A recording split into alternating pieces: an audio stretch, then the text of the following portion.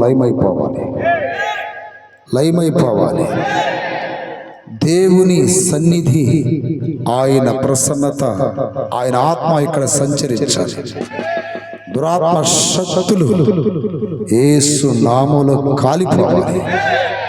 అన్నిటినీ అందరినీ ప్రభు స్వాధీనపరచుకోవాలి. చిన్న ప్రార్థన, స్పర్జన ప్రార్థన. స్తోత్రం దేవా, మహిమగల దేవా, స్తోత్రాలు చెల్లిస్తున్నాం ప్రభు. అయా నీ కృప చొప్పున తండ్రి, అనేక దినాల నుంచి ప్రార్థించిన రీతిగా ఈ ప్రాంతంలో జరుగుతున్నటువంటి యొక్క స్వార్థ సభల నిమిత్తమై ఈ మొదటి రాత్రి సభలకు తండ్రి మమ్మల్ని ప్రవేశపెట్టిందిగా స్తోత్రాలు చెల్లిస్తున్నాం ప్రభు. ఆయా ప్రాంతాల నుంచి ప్రభు నీ ఏర్పాటు వారందరూ కూడా అనేక ఆకర్షణ తీసుకురండి. ఇప్పటివరకు తండ్రి నీ సన్నిధిలో మమ్మల్ని నడిపించారు. ఇక మమ్మల్ని విలువైన సమయంలో కలిసి ఉండగా ఈ దాసులను బలపరుస్తుంది. మీ వాక్కుల ద్వారా ఇక్కడ కూడిన ప్రజలందరూ కూడా ఈ ప్రాంతంలో వారందరూ కూడా మాట్లాడి ఈ నామాన్ని మహిమార్థం మా పక్షంతరుగా నడిపించమని యేసుక్రీస్తు నామములో ప్రార్థించుచున్నాము తండ్రి. హల్లెలూయా. దయచేసి అందరు కూర్చోండి. సౌండ్ సిస్టమ్ బ్రదర్స్ కొంచెం ఒకసారి చెక్ చేసుకోండి.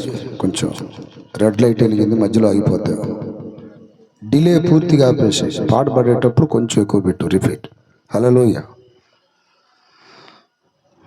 చేతులు పైకెత్తి గట్టిగా చెప్పాలి.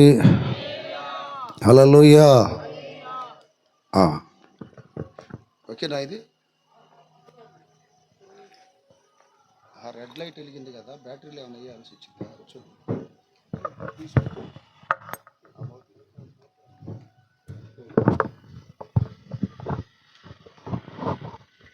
Praise the Lord. ఈ ప్రథమ రాత్రి సభకి వచ్చిన మీ అందరికీ ప్రభు అయిన యేసుక్రీస్తు నామములో శుభములు. హల్లెలూయా. మీరు కూడా మీ ప్రక్కనున్న వారికి మంచి మనసుతో మీరు వందనాలు చెప్పండి. Praise the Lord. హల్లెలూయా.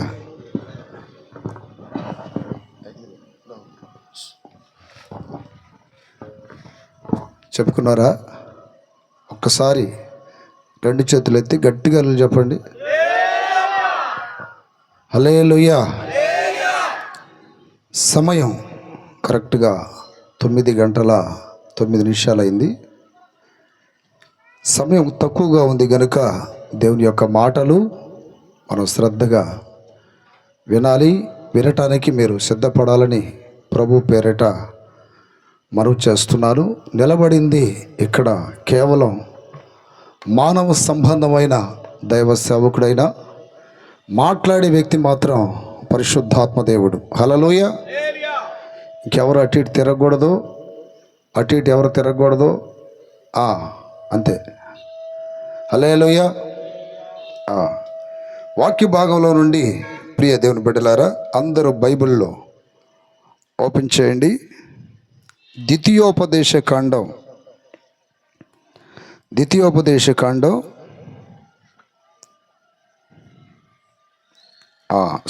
సంఖ్యాకాండం 32వ అధ్యాయము 23వ వాక్యాన్ని చదువుకుందాం. సంఖ్యాకాండం 32వ అధ్యాయము 23వ వాక్యాన్ని చదువుకుందాం. ఒక్క నిమిషం. ఆ చివరి దాకా నా మాట వినపడుతుందా? చివరి దాకా వినపడుతుందా అన్న వాళ్ళ చేతులు ఎత్తండి. స్పష్టంగా వినపడుతుందా? హల్లెలూయా. ఓకే, సరే ఇక వాక్య భాగంలోనికి వెళ్దాం. సంఖ్యాకాండం 32:23 వాక్యాలు చదువుకుందాం. మీరు అట్లు చేయని ఎడల యెహోవా దృష్టికి పాపము చేసిన వారగుదురు గనుక మీ పాపం మిమ్మల్ని పట్టుకొనును అని తెలుసుకొనుడి. చదివే వాళ్ళది కొంచెం తగ్గియండి, ప్రసంగం చెప్పే వాళ్ళది కొంచెం పెంచండి. హల్లెలూయా.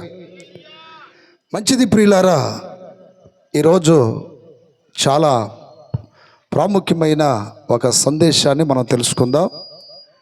మనం చదివినటువంటి లేఖన భాగంలో ఏమని రాయబడిందంటే, మీరు అట్లు చేయని ఎడల యెహోవా దృష్టికి పాపము చేసిన వారగుదురు గనుక మీ పాపము మిమ్మలను పట్టుకొనునని తెలుసుకొనుడి.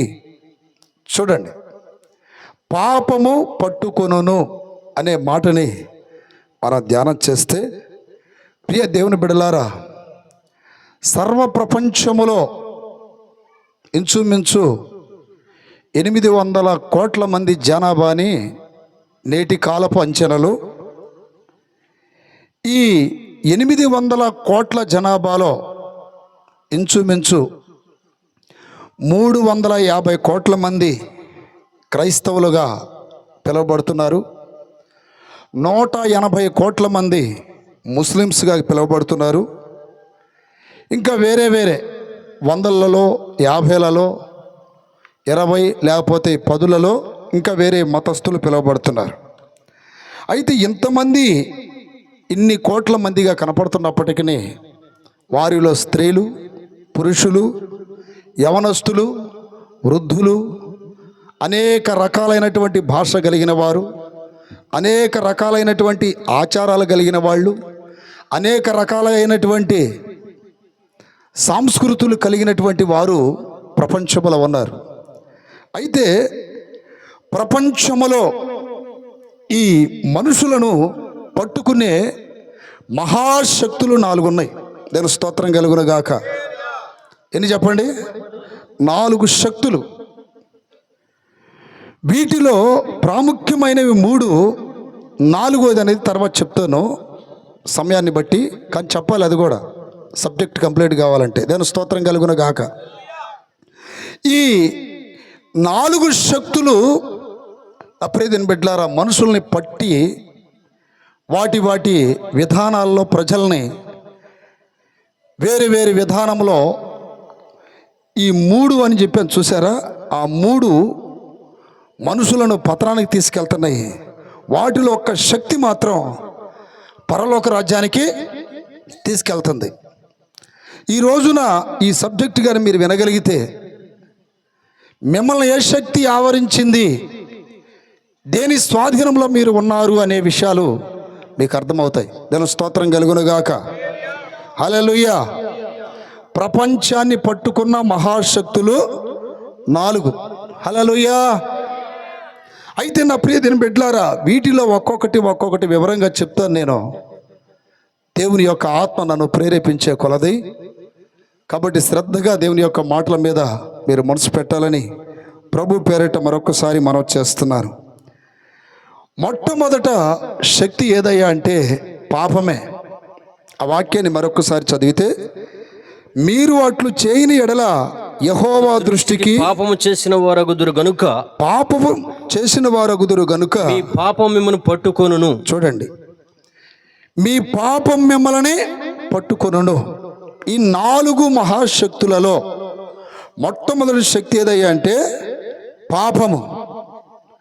ఈ పాపం అనే శక్తి ప్రపంచంలో అనేక మందిని పట్టి బంధించి అది ఒక పరిశుద్ధమైన మార్గంలోనికి రాకుండా, మానవుడు సత్య సంబంధిగా జీవించకుండా, పరలోక రాజ్యానికి సిద్ధపడకుండా ఆ బంధకాలలో బంధించబడ్డాడు.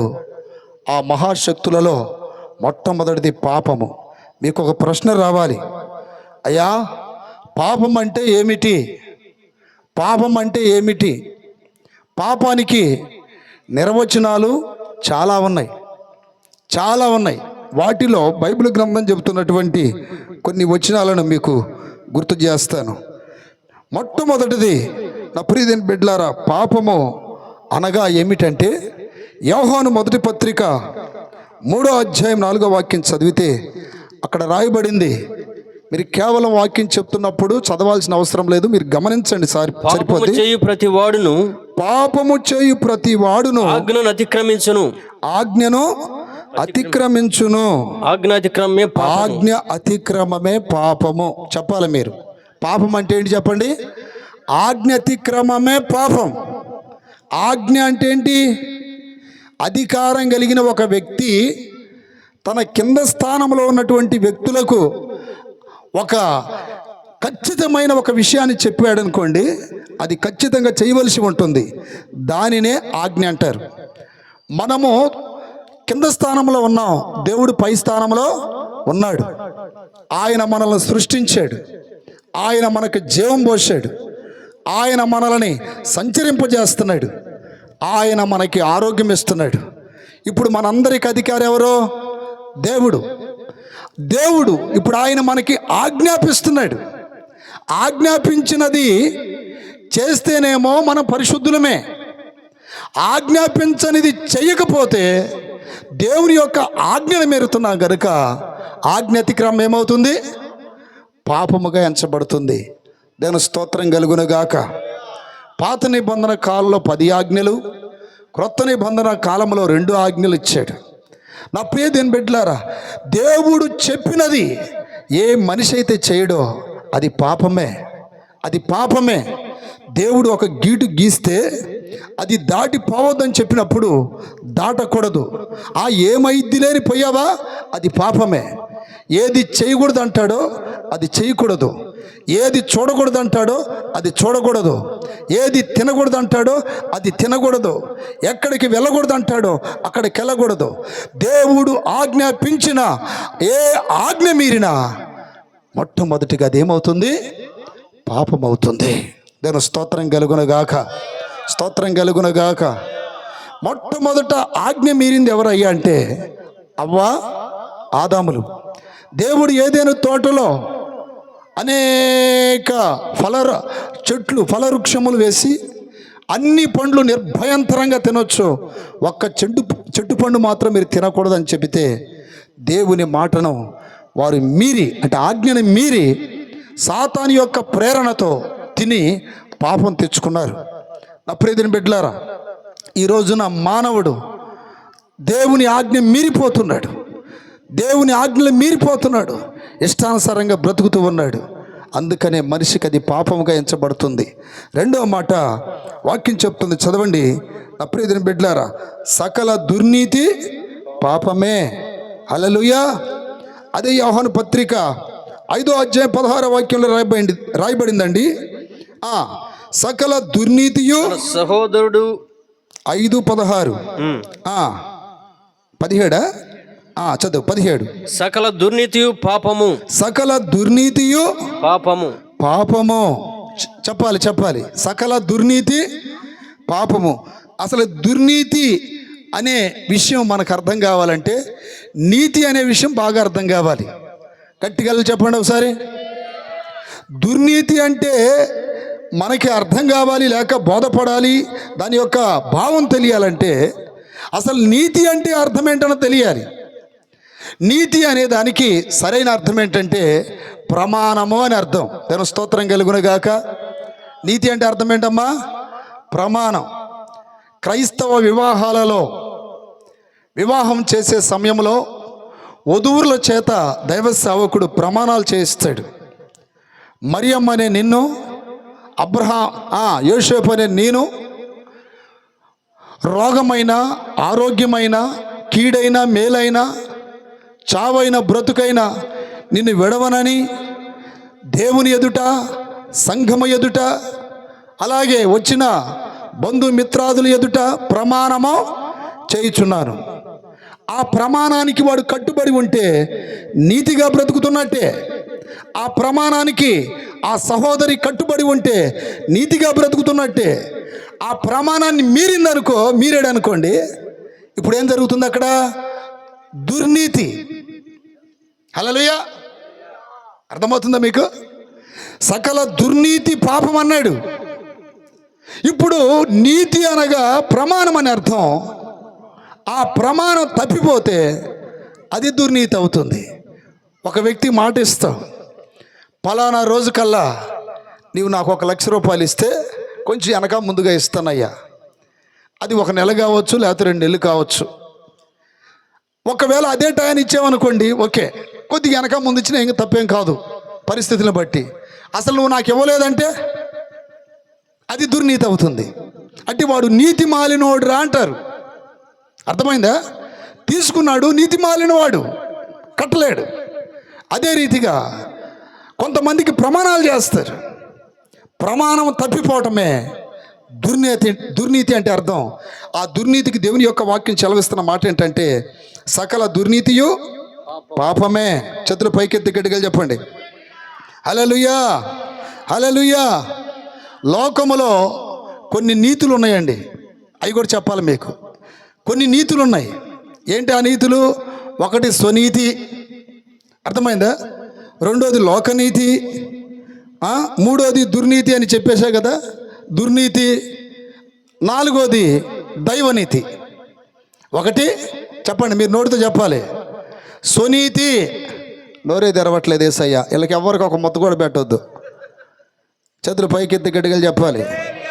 బైబిల్ వాక్యంలో ఏమన్నదంటే పని చేసేవాడికి భోజనం పెట్టాలా, పని చేయనోడికి లేదు. అట్లాంటి ఇప్పుడు వెళ్ళిపోతారేమో, మీ భోజనం మాకెందుకని. నోరెత్తండి కాస్త. ఎన్ని నీతులు ఉన్నాయి చెప్పండి. హల్లెలూయా. ఒకటి స్వనీతి, రెండోది లోకనీతి, మూడోది దుర్నీతి, నాలుగోది దైవనీతి. స్వనీతి అనగా అర్థం ఏంటంటే వీడు ఎవడ మాట వినడు, దాని స్తోత్రం కలుగునగాక. నా ఇష్టం నాది అంటాడు, నేను చెప్పిందే వేదం అంటాడు, తనకు నచ్చిన మార్గంలో వెళ్ళిపోతుంటాడు. దానిని స్వనీతి అంటారు. అర్థమైందా? లోకనీతి ఒకటి ఉందండి. లోకనీతి అంటే ఏంటి చెప్పమంటారా? కొంతమంది అంటారు చూడండి, 100 అబద్ధాలు ఆడైన ఒక పెళ్ళి చెయ్యాలి. ఎన్ని అబద్ధాలు ఆడి? అదే నీతి, లోకనీతి. చేతుల పైకెత్తి గట్టిగా చెప్పాలి. హల్లెలూయా. 100 అబద్ధాలు ఆడి ఒక పెళ్ళి చెయ్యాలి అన్న ఆ మాట చెప్పిన మహాప్రబుద్ధుడు ఎవరండి? ఎవరు చెప్పారు? మేమైతే కాదండి అంటారా? శుక్రాచార్యుడు. ఏం పేరు చెప్పండి అతని పేరు? శుక్రాచార్యుడు. దేవుని స్తోత్రం కలుగును గాక.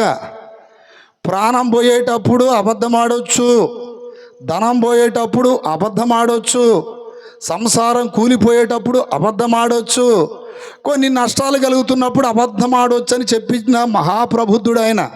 పేరు శుక్రాచార్యుడు. అందుకని ఆ మాట చెప్పింది. ఏమని? 100 అబద్ధాలు ఆడైనా ఒక పెళ్లి చేయాలి. ఇది లోకనీతి. స్వనీతిని దేవుడు అంగీకరించట్లా, అలాగే లోకనీతిని కూడా దేవుడు అంగీకరించడం లేదు.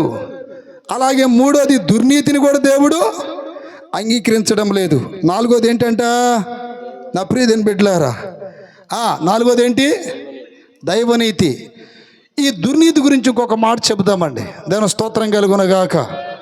హల్లెలూయా. దుర్నీతి అంటే నా ప్రియదేని బిడ్డలారా, ఒక వ్యక్తి తన భార్యతో గొడవ పడుతున్నప్పుడు అంటే దుర్నీతి అంటే ఇంకొంచెం దాన్ని డెప్త్ చెప్తాను మీకు. భార్యతో గొడవ పడుతున్నప్పుడు ఒక వ్యక్తి వచ్చి, ఏమిట్రా రోజు నీ భార్యతో ఇలా గొడవ పడుతూ ఉంటావు, ఇది ఎంత మాత్రం తగునా ఏంటి అల్లరి? నేను చూడు, నువ్వు ఒక్కదానితో వెళ్ళలేకపోతావు, నేను ముగ్గురితో ఎలా ఏలుకుంటూ సమాధానంగా ఉన్నాను అనేది ఇది దుర్నీతి. అంటే ఇది దుర్నీతి అంటే తప్పును కూడా గొప్పగా చెప్పే స్వభావం. దాని స్తోత్రం కలుగునుగాక. నువ్వు ఒక్కదాన్నే ఏలలేక ఏమవుతున్నావు? గందరగోళం చేసుకుంటున్నావు. నేను ముగ్గురిని ఏలుకుంటూ ప్రశాంతంగా ఉన్నాను అన్నాడు. అంటే తప్పును కూడా గొప్పగా ఎంచేదాన్ని దుర్నీతి అంటారు. చేతులు పైకెత్తి గట్టిగా చెప్పండి. దేన్ని? తప్పును కూడా నేను చూసావా? నేను ఎంత తేలిగ్గా దొంగతనం చేసి వచ్చా. అరే పిల్ల దొంగ, నువ్వు చిన్న దొంగతనం చేసి పెద్ద నేరం ఎత్తినేసుకున్నావు కదరా. నేను పెద్ద దొంగతనం చేసి అసలు నేరస్తునే కాకుండా సమాజంలో నీతిమంతుడిగా. అంటే తప్పుని గొప్పగా ఎంచి బ్రతికే వాళ్ళ జీవితమే దుర్నీతి. అంటే అది కూడా దేవుడికి అంగీకారంగా లేదు. హల్లెలూయా. స్వనీతి నచ్చదు, లోకనీతి నచ్చదు, దుర్నీతి నచ్చదు. దేవుడికి నచ్చేదేంటి? దైవనీతి. చప్పట్ల కొట్టి గట్టిగా చెప్పండి. హల్లెలూయా, హల్లెలూయా. యేసు ప్రభువారు బాప్తిస్మిచ్చు యోహాను బాప్తిసాలు నీళ్ళలో ఇస్తున్నప్పుడు ప్రభు వెళ్ళి నాకు బాప్తిస్మని అడిగినప్పుడు ఈ బాప్తిస్మిచ్చు యోహాను అంటాడు, అయ్యా నీ ద్వారా నేను బాప్తిస్మము పొందవలసిన వాడినై ఉండగా నువ్వు నా దగ్గర బాప్తిస్మం పొందడం ఏంటి అని తగ్గించుకొని మాట్లాడితే ప్రభు అంటున్నాడు, నీతి యావత్తు ఇలాగూ జరగవలెను. హల్లెలూయా. దైవ నీతి అంటే నెంబర్ 1 దేవుని మాటకు లోబడటం, రెండోది దేవుని మాటను నమ్మటం. అబ్రహాము దేవుని నమ్మెను, అది నీతిగా ఎంచబడెను.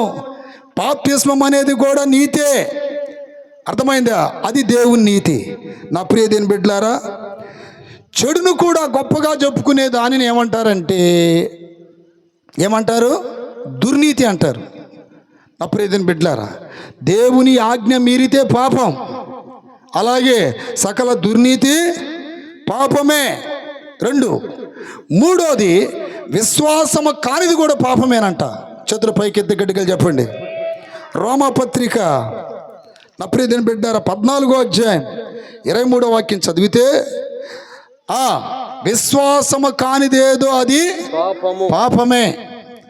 మనము దేవుని యొద్దకు వచ్చినప్పుడు, దేవునికి ప్రార్థన చేస్తున్నప్పుడు, దేవుని ఏదైనా రిక్వెస్ట్ విన్నవించినప్పుడు మనం విశ్వాసముతో అడగాలి, విశ్వాసముతో వెతకాలి, విశ్వాసముతో పొందాలి, విశ్వాసముతో తినాలి, విశ్వాసముతో తాగాలి, విశ్వాసముతో సాగిపోవాలి, విశ్వాసముతో బ్రతకాలి. విశ్వాసము కానిది ఏమవుతుంది? పాపముగా ఎంచబడుతుంది. 3 చేతులు పైకెత్తి గట్టిగా చెప్పండి. హల్లెలూయా. విశ్వాసము కానిది పాపము, విశ్వాసము కానిది పాపం. 4 చేతులు పైకెత్తి గట్టిగా చెప్పండి. హల్లెలూయా. 3 4 3. ఇప్పుడు చాలామంది విశ్వాసం లేకుండా ఉంటారు. మీలో ఎంతమంది ఇక్కడ విశ్వాసం కలిగి ఉన్నారు? చేతులు ఎత్తాల పైకి. అమ్మా చూడండి, ఎడ చూస్తున్నారు, యాడ్ నుండి వచ్చాడు ఈడు బాబు అని. దేవుని స్తోత్రం. మీలో ఎంతమందికి ఉంది విశ్వాసం? ఉందా నిజంగా విశ్వాసం? అంటే 2 ఉన్నారయ్యా ఈ సభలు పెడితే, 2 ఉందంటే విశ్వాసం. చేతులు ఎత్తున్నారు. చేతులు కూడా లేవన్నమాట యేసునామంలో. ఇప్పుడు ఈరోజు ఇక్కడ సభలు పెట్టారు, దీని వెనకాల చాలా ఖర్చులు ఉంటాయి, ప్రయాసం ఉంటుంది. ఒక సభ పెట్టమంటే అంత తేలికైన పని కాదు. ఇప్పుడు మీరు ఎందుకు వచ్చినట్టు ఇక్కడికి? ఒక ప్రశ్న, ఎందుకు వచ్చినట్టు? దేవుని యొద్దకు వెళ్తున్నాం మేము, మనస్ఫూర్తిగా దేవుని ప్రజలతో ఆరాధన చేయాలి. ఇప్పుడు దాకా ఒక సంఘంతో ఆరాధన చేసి ఉండొచ్చు, కొంతమంది వ్యక్తులతో ఆరాధన చేసి ఉండొచ్చు, ఇప్పుడు కొన్ని సంఘాలతో కలిసి, ఇప్పుడు దాకా ఒక సేవకుడితో కలిసి ఆరాధన చేసి ఉండొచ్చు, ఇప్పుడు కొంతమంది దైవ సేవకులతో కలిసి ఆరాధన చేయటం. ఆ నమ్మకంతోనే మీరు ఇక్కడికి వచ్చింది. దేవుడు ఏదో మాట్లాడతాడనే కదా ఇక్కడికి వచ్చింది, అవునా కదా? ఇప్పుడు ఆ విశ్వాసం లేకుండా మీరు మౌనముగా నెమ్మక నీరెత్తినట్టు ఇక్కడ కూర్చున్నారనుకోండి, మీరు కూడా ఏం చేసినట్టు? పాపము చేసినట్టే. హల్లెలూయా. వాక్యాన్ని బాగా అర్థం చేసుకోండి. విశ్వాసము కానిదేదో అది పాపమే. ఇదిగో నేను ఆరాధన చేస్తున్నా, నా దేవుని యొద్దకు వెళ్తుంది ఆరాధన. నేను స్తుతిస్తున్నాను, నా దేవుని యొద్దకు వెళ్తుంది స్తుతి. ఇదిగో దైవజనుడు అక్కడ నిలబడ్డాడు, ఆయన ముఖాంతరంలోండి ప్రభు నాతో మాట్లాడతాడు. ఈ నమ్మకం విశ్వాసం నీకుంటే నీలో పాపం లేదు. అలా కాకుండా అలా అనాలోచనగా అవివేకంగా ఎందుకు వచ్చానో తెలియదు అన్నట్టుగా మీరు ఇక్కడ కూర్చున్నట్లయితే మీరు కూడా పాపులే. చేతులు పైకి ఎత్తి గట్టిగా చెప్పండి. హల్లెలూయా. నా ప్రియమైన బిడ్డలారా, అందుకని విశ్వాసము కానిది పాపం. పాపం ఏం చేస్తుందంట? మనిషిని పట్టుకుంటుంది. దుర్నీతితో పట్టుకుంటుంది, కొంతమందిని స్వనీతితో పట్టుకుంటుంది, అలాగే లోకనీతితో పట్టుకుంటుంది, ఆజ్ఞ అతిక్రమింపజేసి అలా పట్టుకుంటుంది కొంతమందిని పాపం. మరి కొంతమందిని దైవ సన్నిధికి వస్తున్న విశ్వాసం లేని వ్యక్తులుగా మార్చి పట్టుకుంటుంది పాపం. వాళ్ళు అనుకుంటున్నారు ఎవరు మీ విశ్వాసులమే, దేవుని బిడ్డలమే, దైవ సన్నిధికి వెళ్తున్నాం కదా దేవుని బిడ్డలమే అనుకుంటున్నారు. విశ్వాసం లేకపోతే అది పాపమే. హెబ్రీయులకు రాసిన పత్రిక 11వ అధ్యాయం 4-6 వాక్యమా, విశ్వాసం లేకుండా దేవునికి ఇష్టలగుట అసాధ్యము. దేవుని యొద్దకు వచ్చువాడు ఆయన ఉన్నాడనియు తను వెదకు వారికి ఫలం దయచేయవాడని నమ్మవల్ని కదా. చూసారా, దేవుని యొద్దకు వచ్చువాడు ఆయన ఉన్నాడనియు, తన వెదుకు వారికి ఫలము దయచేయవాడనియు నమ్మవల్ని కదా. నమ్మవలెను కదా. చేతుల పైకెత్తి గట్టిగా చెప్పండి. విశ్వాసము లేకుండా దేవునికి ఇష్టలగుట అసాధ్యము. ఈ రాత్రి మీరు ఒక రోగిగా రావచ్చు, ఈ రాత్రి ఏదైనా దయ్యాల చేత పీడించబడి రావచ్చు, ఈ రాత్రి ఏదైనా దుఃఖముతో రావచ్చు, ఈ రాత్రి ఏదైనా అప్పులతో రావచ్చు, ఈ రాత్రి ఏదైనా వేదనతో రావచ్చు, ఏదైనా సమస్యతో రావచ్చు. నేను వెళుతుంది సర్వశక్తి గల దేవుని యొద్దకి. ఈ రాత్రి దేవుడు ఖచ్చితంగా నా జీవితంలో ఒక కార్యం చేస్తాడని ఒక విశ్వాసముతో మీరు ఇక్కడ కూర్చోండి. నా దేవుడు అద్భుతాలు చేయబోతున్నాడు, ఆశ్చర్య కార్యాలు చేయబోతున్నాడు, మహిమగల కార్యములు చేయబోతున్నాడు. విశ్వాసము కలిగిన వారి జీవితంలో ఆయన అద్భుతాలు చేస్తాడు. విశ్వాసము లేకపోతే అది పాపం అవుతుంది. అలాంటి వారు దేవునికి ఇష్టలగుట అసాధ్యము. No possible, impossible. అలాంటి వారిని దేవుడు ఇష్టపడడు. చాలామంది మందిరాలకు ఎందుకు వెళ్తారో తెలియదు, చాలామంది దేవుని సన్నిధిలో ఎందుకు ప్రార్థన చేస్తారో తెలియదు. విశ్వాసమే ఉండదు. నువ్వు ప్రార్థన చేసేటప్పుడు విశ్వాసం ఉండాలి, నువ్వు తినేటప్పుడు విశ్వాసం ఉండాలి, నువ్వు ఒక వాహనం మీద ప్రయాణం చేస్తున్నప్పుడు విశ్వాసం ఉండాలి, దేవుని స్తుతిస్తున్నప్పుడు విశ్వాసం ఉండాలి, ఆరాధన చేస్తున్నప్పుడు విశ్వాసం ఉండాలి, వాక్యం చదువుతున్నప్పుడు విశ్వాసం ఉండాలి, ఆ ఉపవాసం ఉంటున్నప్పుడు, అలాగే కానుకిస్తున్నప్పుడు, ఏది దేవుడి కొరకు చేస్తున్నా ప్రయాసపడుతున్నా కూడా నీకేముండాలి? ఇది మనుషుల కొరకు కాదని దేవుని కొరకు చేస్తున్నారని గట్టిగా చెప్పండి. విశ్వాసము కానిదేదో అది పాపము. చేతులు పైకెత్తి గట్టిగా చెప్పండి. హల్లెలూయా. నాలుగోది సామెతల గ్రంథము 24వ అధ్యాయం 9వ వాక్యం చదువుకుందాం. 24:9. మూర్ఖుని యోచన పాపము, అపహాసకులు నరులకు హేయులు. నా ప్రియదిన బిడ్డలారా, 4వ పాపం ఏంటి తెలుసా? మూర్ఖుని యోచన. మూర్ఖుడు అంటే ఎవరండి? మూర్ఖుడు అంటే ఎవరు చెప్పినా వినడు వాడు. అందరిది ఏదో ఒక మతం అయింది, వాడి మతం మాత్రం రెట మతం అయింది. చేతుల పైకి ఎత్తి గట్టిగా చెప్పండి. నీదే మతం అంటే ఏదో ఒక మతం చెబుతారు, కానీ ఈ మూర్ఖుడిది మాత్రం ఏ మతము కాదు, వాడిది రెట మతం. వాడికై వాడు తెలుసుకోడు, ఎవరైనా చెబితే వినేవాడు కాదు. ఇలాంటి మూర్ఖులు కుటుంబాన్ని పతనం చేసుకుంటారు. ఇలాంటి మూర్ఖులు జీవితాన్ని నాశనం చేసుకుంటారు. పెద్దల మాట వినరు, అనుభవం కలిగిన వారి మాట వినరు, దేవుని మాట వినరు, మూర్ఖచిత్తంగా వెళ్తారు. జీవితం బలైపోద్ది, జీవితం పతనమైపోద్ది. దేవుడిచ్చిన విలువైన జీవితాన్ని అర్ధంతరంగా పాడు చేసుకుంటారు. నా ప్రియమైన బిడ్డలారా, మూర్ఖపు స్వభావం పోవాలని మీరు ప్రార్థన చేసుకోండి. దేవుని బిడ్డలకి దీన స్వభావం కావాలి, దేవుని బిడ్డలకి ప్రభు స్వభావం కావాలి, దేవుని బిడ్డలకి వాక్యానుసారమైన స్వభావం కావాలి. కానీ ఇక్కడ ఈడెవడండి? మూర్ఖుడు. ఈడెవడ మాట వినడు, నా ఇష్టం అంటాడు, నాకు నచ్చినట్టు నేను బ్రతుకుతాను అంటాడు. చెబితే బోధపడదు, వినటానికి చెవులివ్వడు, వినటానికి మనసు ఇవ్వడు. అలాంటి మూర్ఖుడు చేసే యోచనలన్నీ ఏమవుతున్నాయి? పాపము లిస్టులోకి వెళ్ళిపోతున్నాయి. చేతులు పైకెత్తి గట్టిగా చెప్పండి.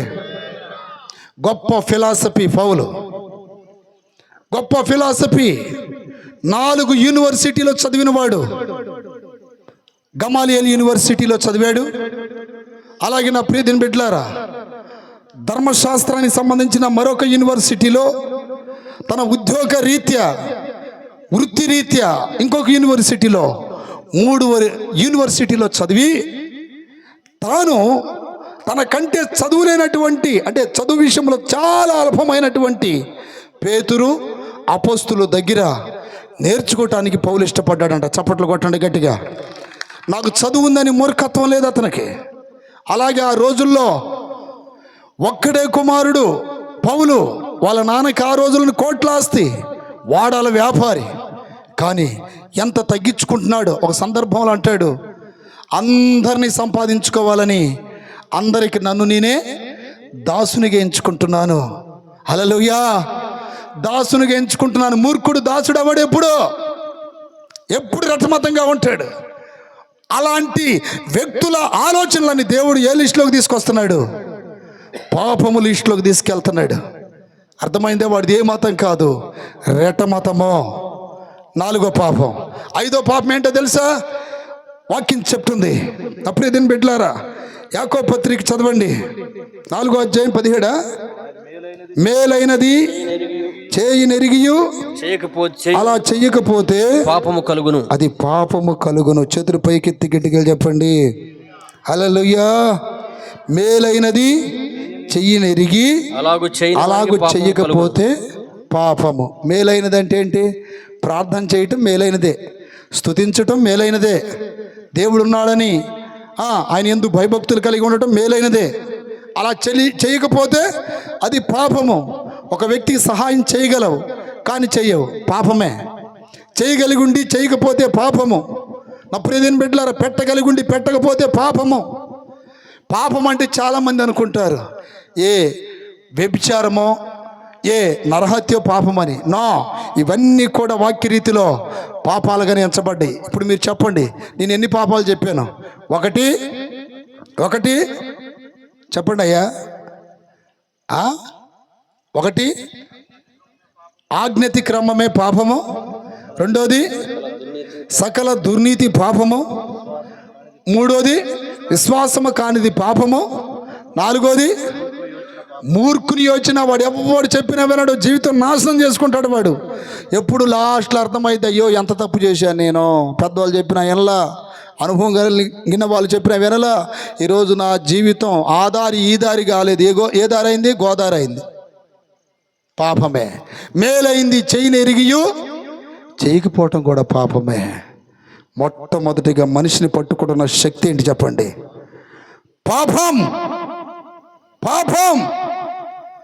ఇప్పుడు దాకా మీకు చెప్పిన వాటిలో మిమ్మల్ని ఏది పట్టుకొనుందో మీరు ఆలోచించాలి ప్రియ దేవుని బిడ్డలారా.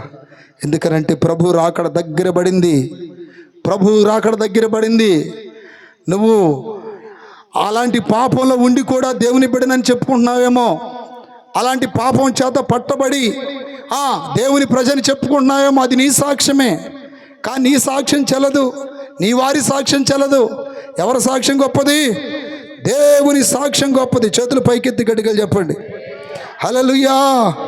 రోమపత్రిక 3:23లో రాయబడింది, ఏ భేదము లేదు, అందరూ పాపం చేసి దేవుడు అనుగ్రహించే మహిమలను పొందలేకపోతున్నారు. చేతులు పైకెత్తి గట్టిగా చెప్పండి, హల్లెలూయా. పాపానికి నోరుందంట. పాపానికి ఏముందండి? నోరుంది. పాపానికి చేతులున్నాయి, పాపానికి కాళ్ళున్నాయి. తెలుసా మీకు? వాక్యం చెప్తుంది. ఆ రెఫరెన్స్లన్నీ చెప్తే మీరు రాసుకోలేరు. తన స్తోత్రం కలుగును గాక. హల్లెలూయా. పాపానికి ఏముందండి? నోరుంది, పాపానికి కాళ్ళున్నాయి. కీర్తనలు 40:12లో పాపము మనిషిని పరిగెత్తిస్తుందంట. తన స్తోత్రం కలుగును గాక. సామెతలు 5:22లో పాపానికి, నా ప్రియ దేవుని బిడ్డలారా, బంధించే శక్తి ఉందంట పాపానికి. అంటే పాపము బంధించే ఒక తాడు లేకపోతే ఒక మోకు లాంటిది. పాపానికి నోరుందంట, అది సాక్ష్యం చెప్పిద్దంట. యెషయా గ్రంథం 59:12లో రాయబడింది. నా ప్రియ దేవుని బిడ్డలారా, పాపము మనిషిని, మేము చేసిన తిరుగుబాటు క్రియలు చాలండి. అవన్నీ చెప్పాలంటే టైం చాలా అయిపోతాయి. ఎందుకంటే నా ఈ 4 పాయింట్లు కదా, అన్ని పూర్తి చేసుకోవాలి. చేతులు పైకెత్తి గట్టిగా చెప్పాలి. చేతులు ఎత్తుతారేమో చూడండి. ఇప్పుడు వరకు ఎంతమందికి అర్థమైందా? అర్థం కాలేదా? పాపానికి నోరుంది, పాపానికి చేతులున్నాయి, పాపానికి కాళ్ళున్నాయి. పాపం ఎలాంటిది? బంధించే మోకు లాంటిదంట. దాని చేతులుండి బయటపడడం అంత తేలికైన విషయం కాదు. పాపం మిమ్మల్ని పట్టుకుంటుందని వాక్యం సెలవిస్తుంది. నా ప్రియదిన బిడ్డలారా, బిల్లా రంగా అనే పేర్లు విన్నారా మీరు? బిల్లా రంగా అనే పేర్లు. వారు కరుడు కట్టిన గజ దొంగలు. నా ప్రియదిన బిడ్డలారా, వాళ్ళ గురించి తెలియనటువంటి వ్యక్తులు లేరు. ఈ జనరేషన్కి తెలియదు. ఒకప్పుడున్న జనరేషన్కి తెలుసు. బిల్లా రంగా అంటే వాళ్ళ మీద ఎన్నో డ్రామాలు, ఎన్నో సంస్కృతి నాటకాలు కూడా వేసారు వాళ్ళ మీద. దాని ఏమంటే పౌరాన్ని ఏ నాటకాలు అయ్యి ఊర్లో వేస్తారు చూడండి ఆ నాటకాలు, బిల్లా రంగాని. హల్లెలూయా. వాళ్ళు ఢిల్లీ వీధుల్లో వెళ్తున్నప్పుడు నా ప్రియమైన బిడ్డలారా, ఒక మిలిటరీ జీబులో ఒక చెల్లి కదా, ఒక అక్క తమ్ముడు ప్రయాణం చేసి వెళ్తున్నప్పుడు వాళ్ళిద్దరు ఏం చేశారంటే వాళ్ళ దగ్గర ఏదో ఆశించి మొత్తానికి వాళ్ళని ట్రాప్ చేసి ఒక ప్రాంతానికి తీసుకెళ్ళి అబ్బాయిని చంపేసి అమ్మాయిని పాడు చేసి అమ్మాయిని కూడా చంపేసారు. చంపేసిన తర్వాత ఆ వార్త ఆ రోజుల్లో ఇండియా మొత్తం గుబేలమన్నది. గుబేలమంటే అయ్యో, ఒక దేశాన్ని రక్షించే ఆర్మీ వాళ్ళకే సెక్యూరిటీ లేదే, సాధారణమైన వ్యక్తులకు ఇంకేముండదు సెక్యూరిటీ అని.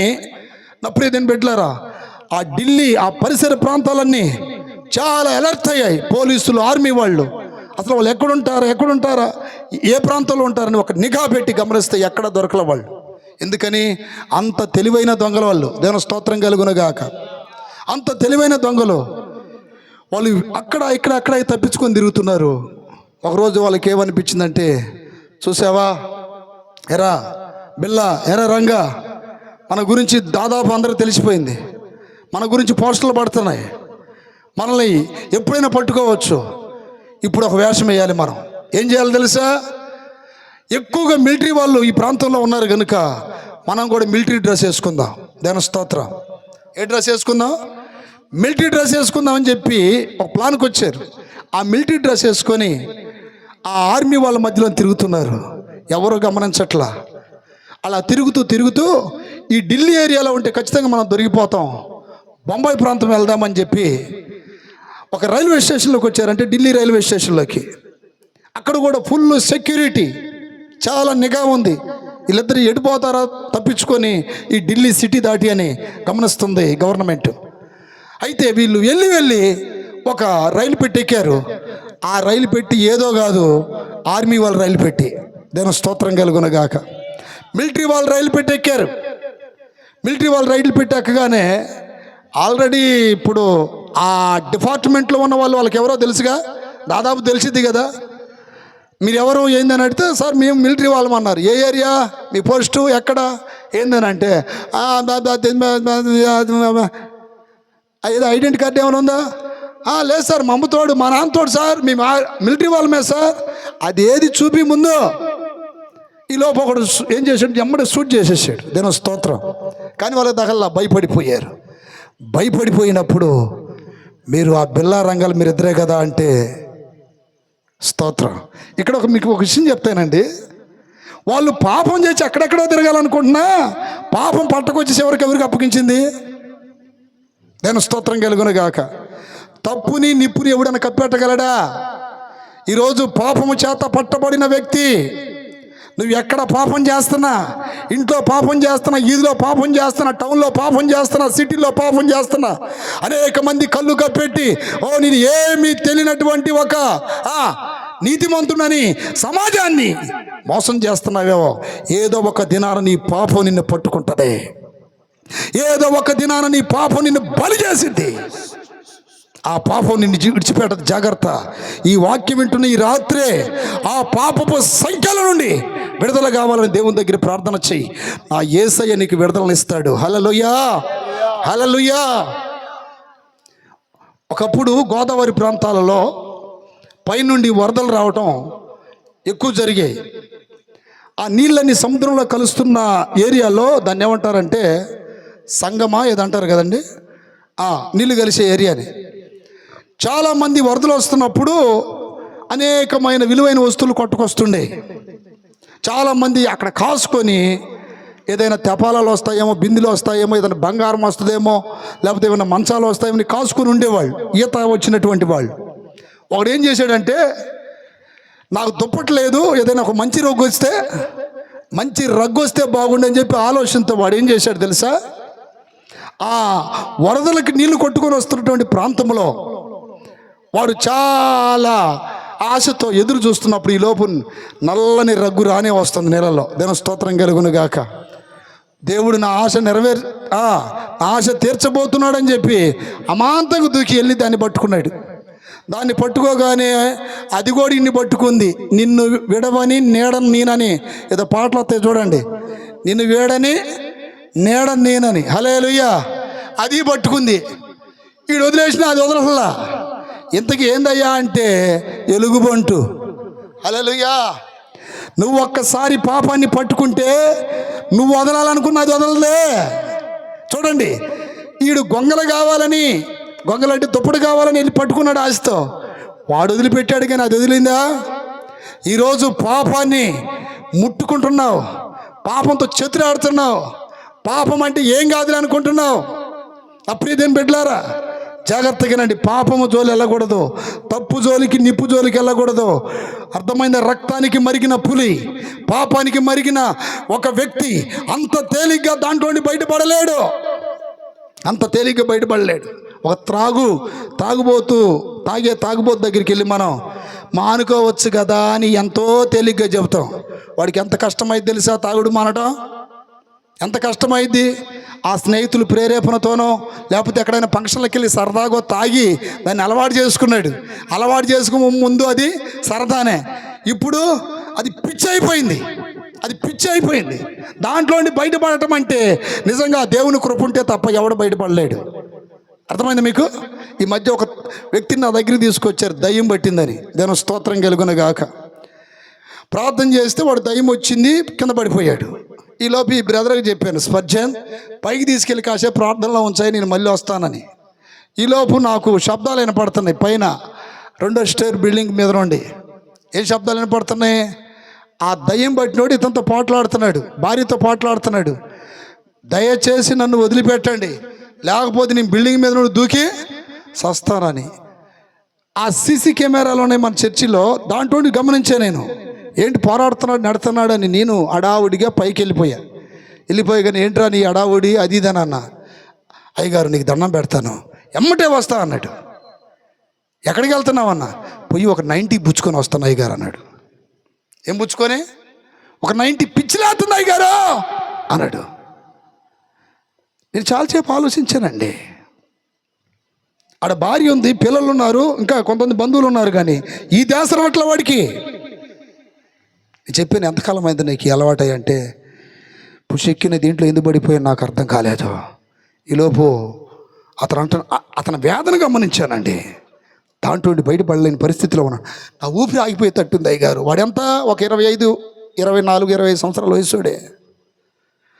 పాపాన్ని నువ్వు వదిలిపెట్టాలన్న పాపం నిన్ను వదిలిపెట్టదు. జాగ్రత్త. పాపము జోలికి పోకుండా ఉండండి. ఇప్పుడు ఆ పాపం నుండి విడుదల చేసే శక్తి దేనికి ఉందో తెలుసా? చదువు పైకెత్తి గట్టిగా చెప్పాలి. వాక్యం చదవండి. పాపం నుండి విడుదల పొందాలని ఎంతమంది ఆశపడుతున్నారు ఇక్కడ? దేవుని స్తోత్రం. హల్లెలూయా, హల్లెలూయా.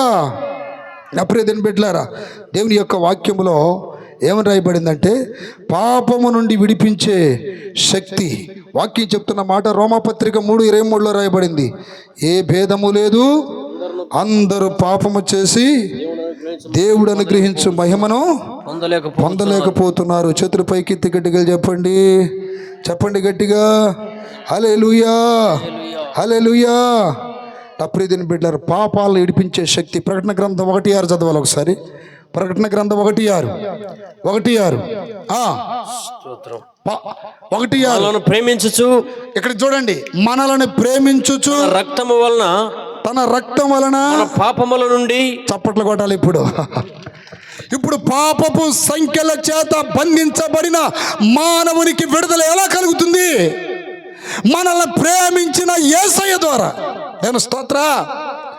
మనల్ని ప్రేమించి తన రక్తము వలన మన పాపముల నుండి మనల్ని విడిపించిన వానికి మహిమయు. అక్కడ మీరు ప్రాముఖ్యంగా గమనించవలసిన విషయం ఏంటంటే, మన పాపముల నుండి మనల్ని విడిపించిన వానికి. అంత తేలికైన విషయం కాదండి పాపం నుండి విడిపించబడటం అంటే. దేవుని స్తోత్రం కలుగునగాక. ఇప్పుడు కప్పని పాము పట్టుకుంటుంది. పాము దగ్గరికి వెళ్ళి, ఏ పాము కప్పను విడిచిపెట్టంటే దాని కోపం, కరవమంటే కప్ప కోపం. ఇప్పుడు పామును కొట్టడానికి వెళ్ళినప్పుడు కప్పను వదిలేసి ఏం చేసిద్ది? ఒకవేళ మన చెయ్యి దొరికితే మన చెయ్యిని పట్టుకుంటుంది. అర్థమైంది మీకు? ఏదో ఒకదాన్ని పట్టుకుంటే దాన్ని విడిచిపెట్టేసేది అది. ఈ రోజున పాపం అనే శక్తి యేసు క్రీస్తు ద్వారా మనల్ని విడిచిపెట్టింది, ఆయన్ని పట్టుకుంది. అది యేసయ్యని పట్టుకుంది. అందుకనే ఏ పాపము చేయని, ఏ నేరము చేయని, ఏ దోషము లేని యేసుక్రీస్తు అందరి పాపాల నిమిత్తం కల్వరి శిలువలో మరణించాడు. చప్పట్లు కొట్టండి గట్టిగా. పాము కప్పును విడిచిపెట్టి ఏదో ఒక దాన్ని పట్టుకున్నట్టుగా పాపం అనేది యేసయ్య ప్రేమ వలన, ఆయన రక్తం వలన, ఆయన త్యాగం వలన మనల్ని విడిచిపెట్టింది. కానీ ఎవరిని పట్టుకుంది? యేసయ్యని పట్టుకుంది. అందుకనే ఒకటి తక్కువ 40 కొరడ దెబ్బలు, అందుకనే ముండ్ల కిరీటం, అందుకనే బరువైన సిలువ మోసే ఆ భయంకరమైన పరిస్థితి, అందుకనే ఘోరాతి ఘోరమైన మరణాన్ని ప్రభు అనుభవించింది. చాలామంది అంటారు 3 మేకులు బీక్కోలేనాడని. ఆయన బీక్కుంటే నువ్వు బీక్కోవాల్సి వచ్చేది. దేవుని స్తోత్రం. ఆయన బీక్కపోతే, ఆయన పీక్కోగలిగితే నువ్వు పీక్కోవాల్సి వచ్చేదే. కానీ నువ్వు పీక్కోలేవు. ఆ సాతాను యొక్క బంధకాలను బయటికి రాలేవు. ఆయన విడుదలనిచ్చాడు, ఆయన విడిపించాడు, మనకి విమోచన కలుగు చేశాడు. ఈ మహాశక్తి నుండి విడుదల పొందటం అనేది అంత తేలికైన విషయం కాదు. నెంబర్ 1 పాపం. నెంబర్ 2 ఏంటి తెలుసా? నెంబర్ 2 సాతానుడు. చేతులు పైకెత్తి గట్టిగా చెప్పండి. యేసునామము సాతాను శక్తులు లయం లయము, యేసునామము జయం జయము, సాతాను శక్తులు లయం లయము, హల్లెలూయా యేసన్నా హల్లెలూయా. యేసునామము జయం జయము, సాతాను శక్తులు లయం లయము, యేసునామము. పట్టాలి చప్పట్లో. సాతాను శక్తులు లయం లయము, హల్లెలూయా హోసన్నా.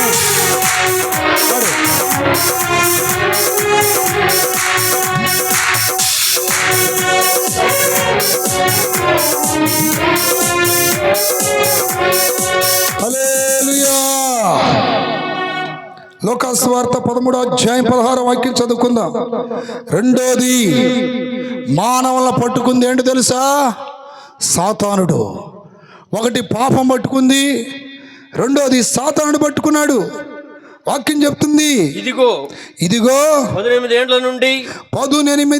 నుండి సాతాను బంధించిన అబ్రహాము కుమార్తె అయిన, ఇక్కడ చూడండి, సాతాను పట్టుకున్న లేకపోతే బంధించిన అబ్రహాము కుమార్తె అయిన ఈమెను. చాలండి. ఇక్కడ నా ప్రియమైన బిడ్డలారా, సాతాను చేత బంధించబడిన ఒక స్త్రీ ఒక సమాజ మందిరంలో యేసు ప్రభువారికి కనిపించింది. ఆమె అలా వంగిపోయిందంట. వాక్యం చెప్తున్న మాట, 18 ఏండ్ల నుండి ఆమె అలా వంగిపోయింది. ఆమె ఎంత మాత్రము పైకి లెగవలేని స్థితిలో ఉందంట. ఈమె ఎవరని వాక్యం సంబోధిస్తుంది? అబ్రహాము కుమార్తె. చెప్పాలమ్మా మీరు, ఎవరు కుమార్తె? అబ్రహాము కుమార్తె. అంట. అబ్రహాం ఎవరండి? విశ్వాసులకు తండ్రి. రైట్. ఇప్పుడు అబ్రహాముకి పుట్టిన వాళ్ళు ఎవరవుతారు? విశ్వాసులు అవుతారు.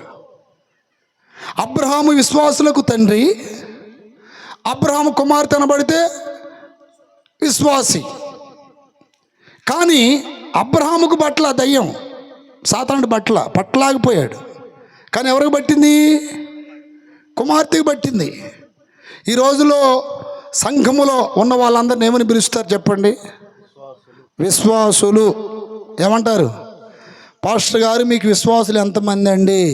ఒక 50 మంది అండి, ఒక 20 మంది అండి, ఒక 200 మంది అండి, లేకపోతే ఒక 500 మంది అండి, 1000 మంది అండి.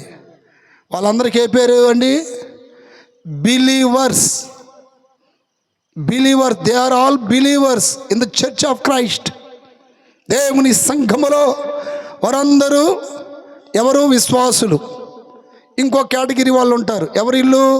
సంఘ పెద్దలు, చర్చి హెల్డర్స్. ఇంకొక బ్యాచ్ ఉంటుంది, దైవ సేవకులు. హల్లెలూయా. Servant of God. దేవుని సేవకులు, సంఘ పెద్దలు, విశ్వాసులు. ఇక్కడ సాతానుడు బంధించినటువంటి ఈమె అబ్రహాము కుమార్తె అని పరిశుద్ధాత్మ దేవుడు రాయించాడు. సాతానుడు బంధించాడు అని ఈ వాక్యంలో చదువుతున్నాం కదా. ఈ నడువంగిపోయిన ఈ స్త్రీని ప్రభువు చూసి, అమ్మా నీ బలహీనత నుండి నీవు విడుదల పొంది ఉన్నావు అని చెప్పాడు.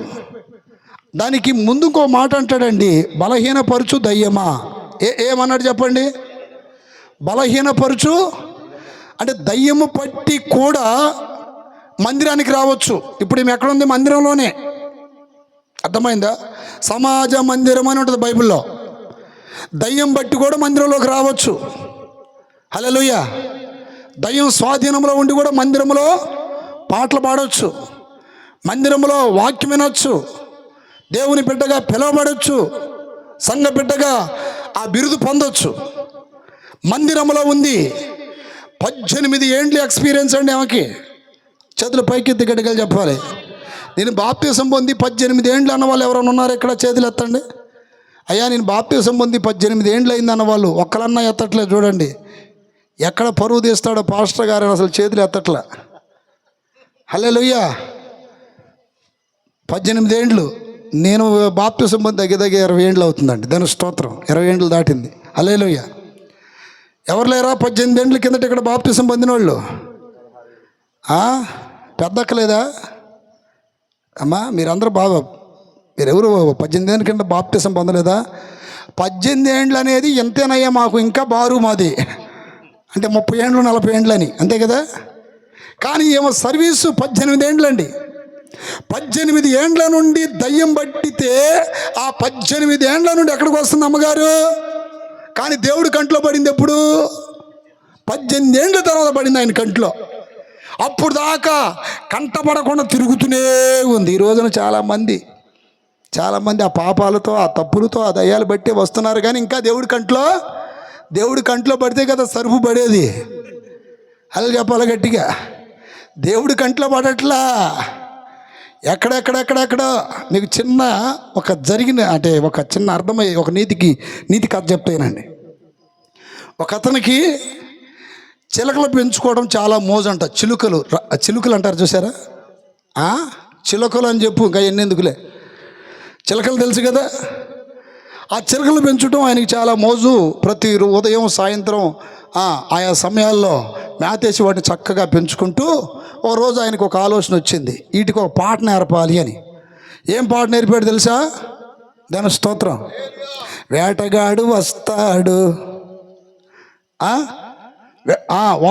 వేటగాడు వస్తాడు, నూకలేమో చల్లుతాడు, ఉచ్చులేమో పెడతాడు, ఎత్తుకొని పోతాడు. హల్లెలూయా. వేటగాడు వస్తాడు, నూకలేమో చల్లుతాడు, ఏం చేస్తాడు? ఉచ్చులేమో పెడతాడు, ఎత్తుకొని పోతాడు, మీరేమో జాగ్రత్త అని పాట నేర్పించాడు. నేను స్తోత్రాలు చెప్పండి గట్టిగా. ఈ పాట బాగా నేర్చుకొని ఒకరోజు ఈ చిలకలన్నీ అడవికి పోయినాయట. అడవికి పోతే ఉదయం నుండి సాయంత్రం దాకా వేటకెళ్ళిన ఒక వేటగాడు ఏది దొరకక నిరాశతో వస్తూ ఉన్నప్పుడు ఈ చిలుకల శబ్దం వాడికి వినపడితే, ఏదో చిలుకల శబ్దంలాగా అనిపిస్తుంది, కానీ ఈ అడవిలో అరణ్య గోస, అడవి గోస, ఆ శబ్దాలు వినపడతాయి. కానీ ఇదేందో చిలుకల గొంతులాగా ఒక పాట వినపడుతుంది ఏందబ్బా అని ఒక పొదల చాటుకి వెళ్ళి గమనించడం ప్రారంభిస్తే నిజంగానే చిలుకలన్నీ ఏం చేస్తున్నాయి? చక్కగా పాడుతున్నాయి. ఏం పాట? వేటగాడు వస్తాడు, నూకలేమో చల్లుతాడు, ఉచ్చులు పెడతాడు, ఎత్తుకొని పోతాడు, జాగ్రత్త అనే పాట చక్కగా యూనిట్గా పాడుతున్నాయి. దేని స్తోత్రం. ఈ లోపు ఏం జరిగిందంటే ఈడు అనుకున్నాడు, చాలా చిలుకలను చూశాం కానీ ఈ చిలుకలు అంటే భలే విచిత్రంగా ఉన్నాయి, చక్కగా పాటలు పాడుతున్నాయి, వేటగాడు వస్తాడు అంటే నేను వచ్చి నీ గమనించినా ఏంటి? చాలాసేపు అట్లా గమనిస్తూ అమ్మో ఈ తెలివైన చిలకలు ఉన్నాయి, వీటిని పట్టలేం మనం, వెళ్ళిపోదాంలేని ఆలోచన వస్తుంది. కానీ తన మనసులో ఏమనిపిస్తుంది తెలుసా? ఏముందిరే ఒకసారి ట్రై చేస్తే ఏమైంది, పోయే నష్టం ఏంటి అని ఏం చేశాడు? ఉచ్చులు పెట్టేశాడు. నేను స్తోత్రం. ఉచ్చులు పెట్టి దాని యొక్క తాడుని చాలా దూరంలో ఉండి ఒక పొదలో కూర్చొని గమనిస్తున్నాడు ఉచ్చులు ఆగటానికి. ఈలోపు అన్నీ పాడుకుంటూ వచ్చి అక్కడ వాళ్ళని ఉచ్చుల్లో వాళ్ళని దాని స్తోత్రం కలుగునగాక. ఈడేమో తెలివి కల్లా చిలుకలు అనుకున్నాడు, అవి వచ్చి వాళ్ళని. ఈలోపు ఏం చేసాడు? ఒక్క లాగాడు. ఒకదానికి ముక్కు పడింది, ఒకదానికి రెక్క పడింది, ఒకదానికి కాలు పడింది, పడ్డాయి అన్ని ఉచ్చులు ఇరక్కపోయినాయి. అప్పుడు కూడా పాడుతున్నాయి, వేటగాడు వస్తాడు నౌకలేమో వేస్తాడు, తర్వాత ఉచ్చులేమో పెడతాడు, ఎత్తుకొని పోతాడు, జాగ్రత్త జాగ్రత్త అని. అంటే ఈ పడి కూడా అదే పాట పాడుతున్నాయి. ఇక్కడ ఎంతమంది ఉన్నారు ఆ చిలకలు? అట్ట ఆల్రెడీ సాతానులు ఉండి కూడా పాడేవాళ్ళు. ఉచ్చులో పడి కూడా అదే పాట పాడుతుంటే వాడు అనుకుంటున్నాడు, అయ్యో ఇవి ఎంతో తెలివైన చిలకలు అనుకున్నా, ఈ ఉట్టి తిక్కల చిలకలు లాగున్నాయి. సాతానుడు ఈరోజు అనుకుంటున్నాడు, అబ్బో బైబిల్ పెట్టుకొని వచ్చిన పెద్ద మంచి పవరగలిగిన విశ్వాసాలు అనుకున్నా నేను, ఆల్రెడీ వీళ్ళందరూ ఉచ్చులో పడిపోయిన వాళ్ళు. వీళ్ళు తీసుకెళ్ళేటప్పుడు కూడా వేటగాడు వస్తాడు నౌకలేమో వేస్తాడు. ఆయన పాట నేర్పించింది కాపాడుకోవటానికి. ఇవి పాట పాడుతుంది దేనికో తెలుసా? ఆచరణాత్మకంగా పాడుతున్నాయి. ఈ రోజున ఆచరణాత్మకంగా ప్రార్థనలు, ఆచరణాత్మకంగా పాటలు, ఆచరణాత్మకంగా మందిరాలకు వస్తున్నారు. కానీ మీకు పెట్టే ఉచ్చుల గురించి జాగ్రత్త అని దేవుడు చెప్తున్నాడు కదా. ఆడ ఎందుకు నేర్పించాడు ఆయన? ఆ చిలకల మీద మోజుతో ఏ వేటగానికి బలి కాకూడదని ఆ పాట నేర్పిస్తే ఆ పాటలో ఉన్న భావాన్ని గుర్తుపట్టాయి. ఈరోజు దేవుడు వాక్యం ద్వారా సెలవిస్తున్నాడు. ఏమని తెలుసా? అపవాదిని ఎదిరించండి, దేవునికి లోబడండి.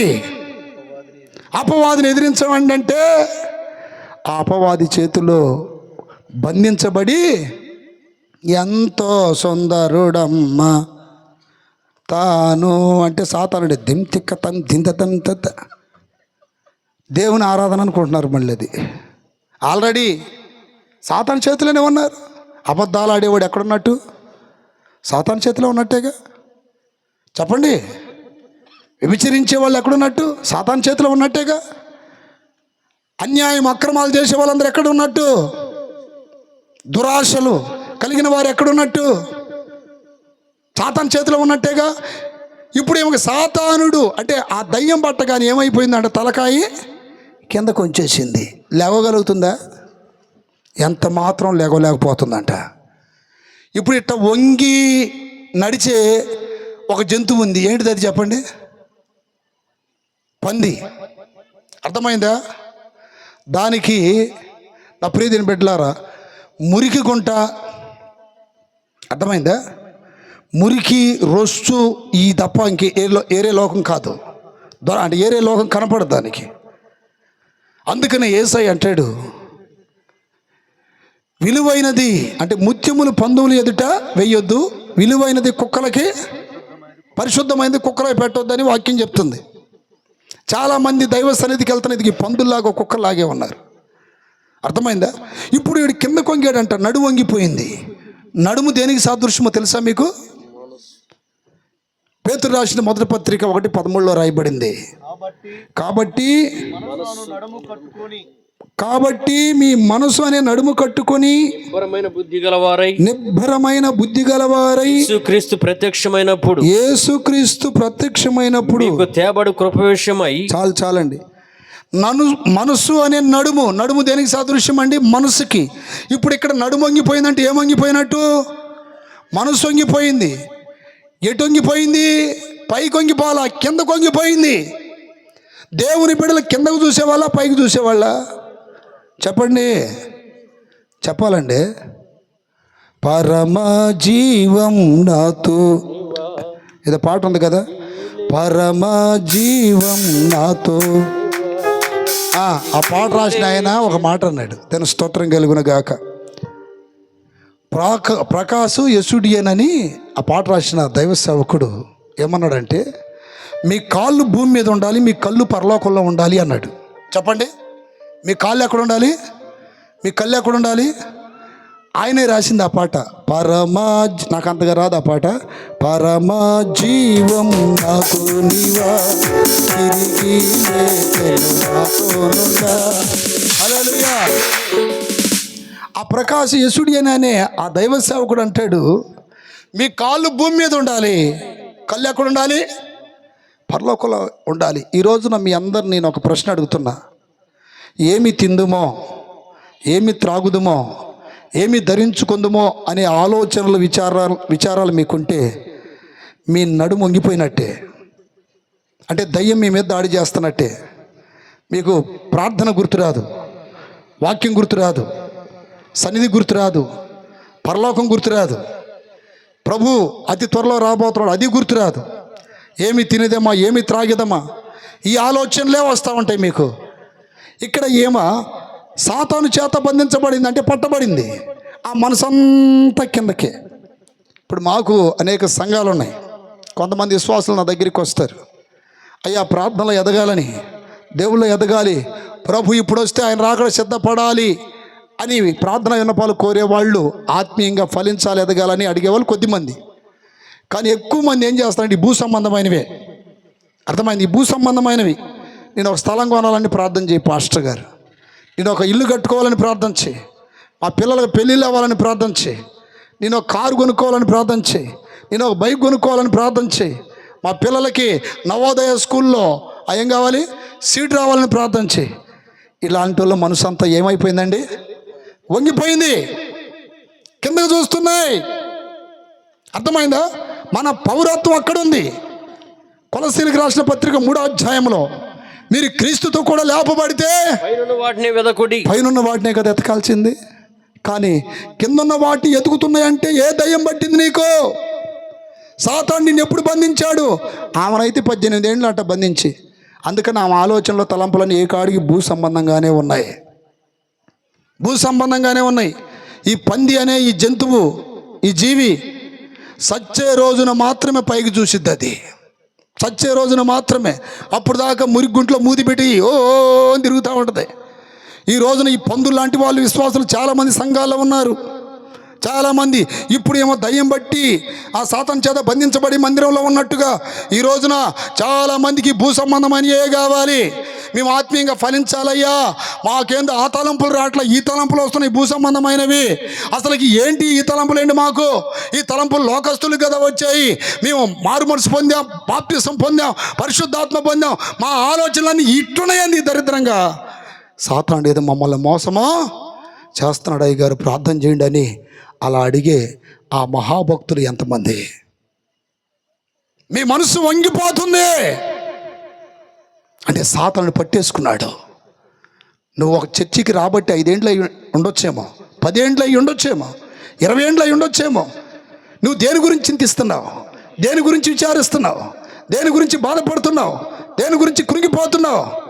నీ కృంగిపోవటం, నీ చింత, దిగులంతా ఈ భూ సంబంధమైనదైతే దేవుడు ఎప్పుడో నీకు నువ్వు వదిలిపెట్టి పక్కెళ్ళిపోయాడని అర్థం.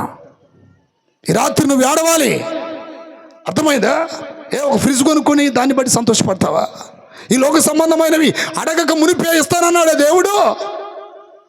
నీ ఆలోచనలు దాని మీద కదా ఉండాల్సింది.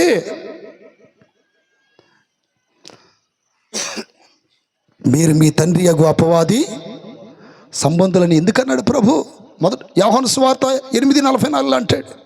యూదులను అంటున్నాడు, మీరు మీ తండ్రి యగు అపవాది సంబంధులు. నా ప్రియమైన బిడ్డలారా, ప్రభు రాకడ సమీపిస్తుంది. గురుతులు జరుగుచుండెను, ఎక్కువ పెట్టు, వాక్యము నెరవేరుచుండెను, గురుతులు జరుగుచుండెను, వాక్యము నెరవేరుతుండెను. మార్పులేని మానవా మారు మనసు పొందవా. చివరంజని మార్పులేని మానవా మారు మనసు పొందవా. మారు మనసు పొందకపోతే మరి రాదు ఈ సమయము. మారు మనసు పొందకపోతే మరి రాదు ఈ సమయము. వస్తానని చెప్పినాడు నా యేసు, వచ్చి తీరుతాడు నేడో రేపో. వస్తానని చెప్పినాడు నా యేసు, వచ్చి తీరుతాడు నేడో రేపో.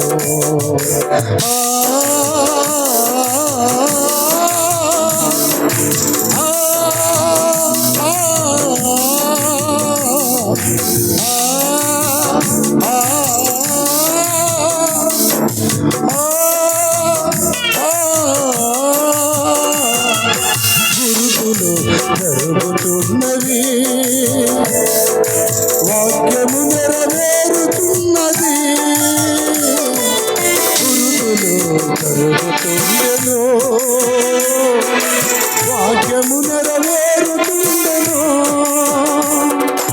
జనముపైకి జనమును, రాజ్యముపై రాజ్యమును, యుద్ధములు భూకంపములు చూసినా హల్లెలూయా. యాకోబు పత్రికలో మాట్లాడదండి. వధ దినమందు మీరు ధనాన్ని సమకూర్చుకుంటున్నారు. వధ దినమందు సావబోయే గొర్రె ఎంత బలిసిన ఉపయోగమే ఉంది. సావబోతున్న మానవుడు ఎన్ని ఆస్తులు సమకూర్చుకున్న ఉపయోగం ఏంటి? అక్కడికి వెళ్ళటానికి నీకు రిజర్వేషన్ అయిందా? ఈ ప్రాంతం నుండి ఇంకో ప్రాంతానికి వెళ్ళటానికి rail reservation, bus reservation, flight reservation ఎన్ని జరుగుతున్నాయి. పరలోకం వెళ్ళటానికి రిజర్వేషన్ ఉందా? దేవుని బిడ్డ, సాతాను నిన్ను మోసం చేస్తున్నాడు. సాతాను నిన్ను అడ్డదారిలో తీసుకెళ్తున్నాడు. సాతానుడు ఆమెను బంధించి 18 ఏళ్ళు మోసంలో ఉంచాడు. ఈ రాత్రి నిన్ను కూడా మోసంలో ఉంచాడేమో. నీ ఆలోచన అంతా ఉదయం లేస్తే పని పని పని. నీ ఆలోచన అంతా ఉదయం లేస్తే జాబు జాబు జాబు జాబు. ఎక్కువ అబ్బాయి ఎందాక ఎట్ట పెట్టేవాటి. హల్లెలూయా. పొద్దున్నేస్తే ఈ లోక సంబంధమైనవే ఏ ఏ ఏ ఏ ఏ ఏ నా మనసు వంగిపోయిందేమో, సాతాను నన్ను బంధించాడేమో. నా తలంపులు ఏంటి? నా తలంపులు అవి కదా కావాల్సింది. ఆయన చెప్పాడే, నేను వచ్చే రాకెట్లో మోసాలు జరుగుతాయని. జరుగుతున్నాయి కళ్ళకు కట్టినట్టు. ఆయన చెప్పాడే, నేను వచ్చే రాకడికి కరువులు భూకంపాలని. జరుగుతూ ఉన్నాయి కళ్ళకు కట్టినట్టు. జనం మీదకి జనం, రాజ్యం మీదకి రాజ్యం. జరగట్లేదంటారా? సిద్ధపడవా? బుద్ధి లేని కన్నికల్లాగా మంపుగా ఉంటావా? మందంగా ఉంటావా? ప్రార్థన లేదు, మోకాల అనుభవం లేదు, ఉపవాసాలు ఉండేది లేదు, కన్నీరు కార్చేది లేదు, దేహ విమోచన కొరకు గువ్వల వల్ల మురిగేది లేదు. నీ ఏడుపు, నీ ప్రయాస, నీ వేదనంతా ఈ భూ సంబంధం. రేపు పంచభూతములు లయము కాబోతున్నాయి. నీ వాక్యం సెలవిస్తట్లేదా? భూమి, ఆకాశం, గాలి, నీరు, అగ్ని 5 పంచభూతాలంటే భూమి కాలిపోతుంది, ఆకాశం కాలిపోతుంది, అలాగే నీరు, అగ్ని అన్నీ కాలిపోతాయి. నాశనం అయిపోయే వాటిని సమకూర్చుకొని చివరికి అగ్నిగుండానికి వెళ్ళిపోతావా? ఈరోజు నిన్ను పట్టిన శక్తి ఏంటి? పాపమా, సాతానుడా? ఏ స్థానంలో ఉంది నీ ఆత్మీయత? చేతులు పైకెత్తి గట్టిగా చెప్పండి. ఎరేస్తున్నాడు. తెలిసి తెలిసి శోధనలో పడితివా. తెలిసి తెలిసి తెలిసి తెలిసి పాపములో పడితివా. ఓ మనసా నా మనసా, తెలుసు ప్రార్థన చేయాలని, తెలుసు అబద్ధం ఆడకూడదు, తెలుసు ప్రార్థన ఉపవాసాలు ఉండాలని, తెలుసు వాక్యం చదవాలని, తెలుసు నీతిగా బ్రతకాలని. అందరి చేస్తే తప్పులేదు, కానీ నేను ఒక్కదాన్నే ఒక్కని చేస్తే తప్పేందే, తప్పేందే. జాగ్రత్త జాగ్రత్త, తప్పించుకోలేవు. బుడగలాగా చితికిపోద్ది నీ బ్రతుకు, బుడగలాగా కొండలాగా పగిలిపోద్ది నీ బ్రతుకు, పువ్వులాగా రాలిపోద్ది. పువ్వు రాలు విధముగా రాలిపోదువో. హల్లెలూయా. ముల్తాన్ రాగం పేరు ముల్తాన్. అన్ని నేను చెప్పాల్సి వస్తుంది తమ్ముడికి. చేతులు పైకి ఎత్తి గడిగా చెప్పండి. పువ్వు రాలు విధముగా రాలిపోదువో, పువ్వు రాలు విధముగా రాలిపోదువో. అయ్యా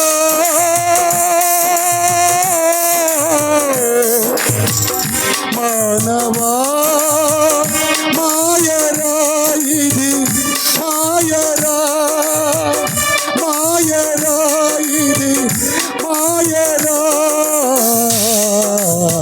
రాలిపోదువో నీవు, కోల్పోదువో, తెలియదురా నీకు ఏ గడియో. రాలిపోదువో నీవు, కోల్పోదువో, తెలియదురా నీకు ఏ గడియో. పూరాలు విధమున రాలిపోదువో, పూరాలు విధమున రాలిపోదువో. అయ్యా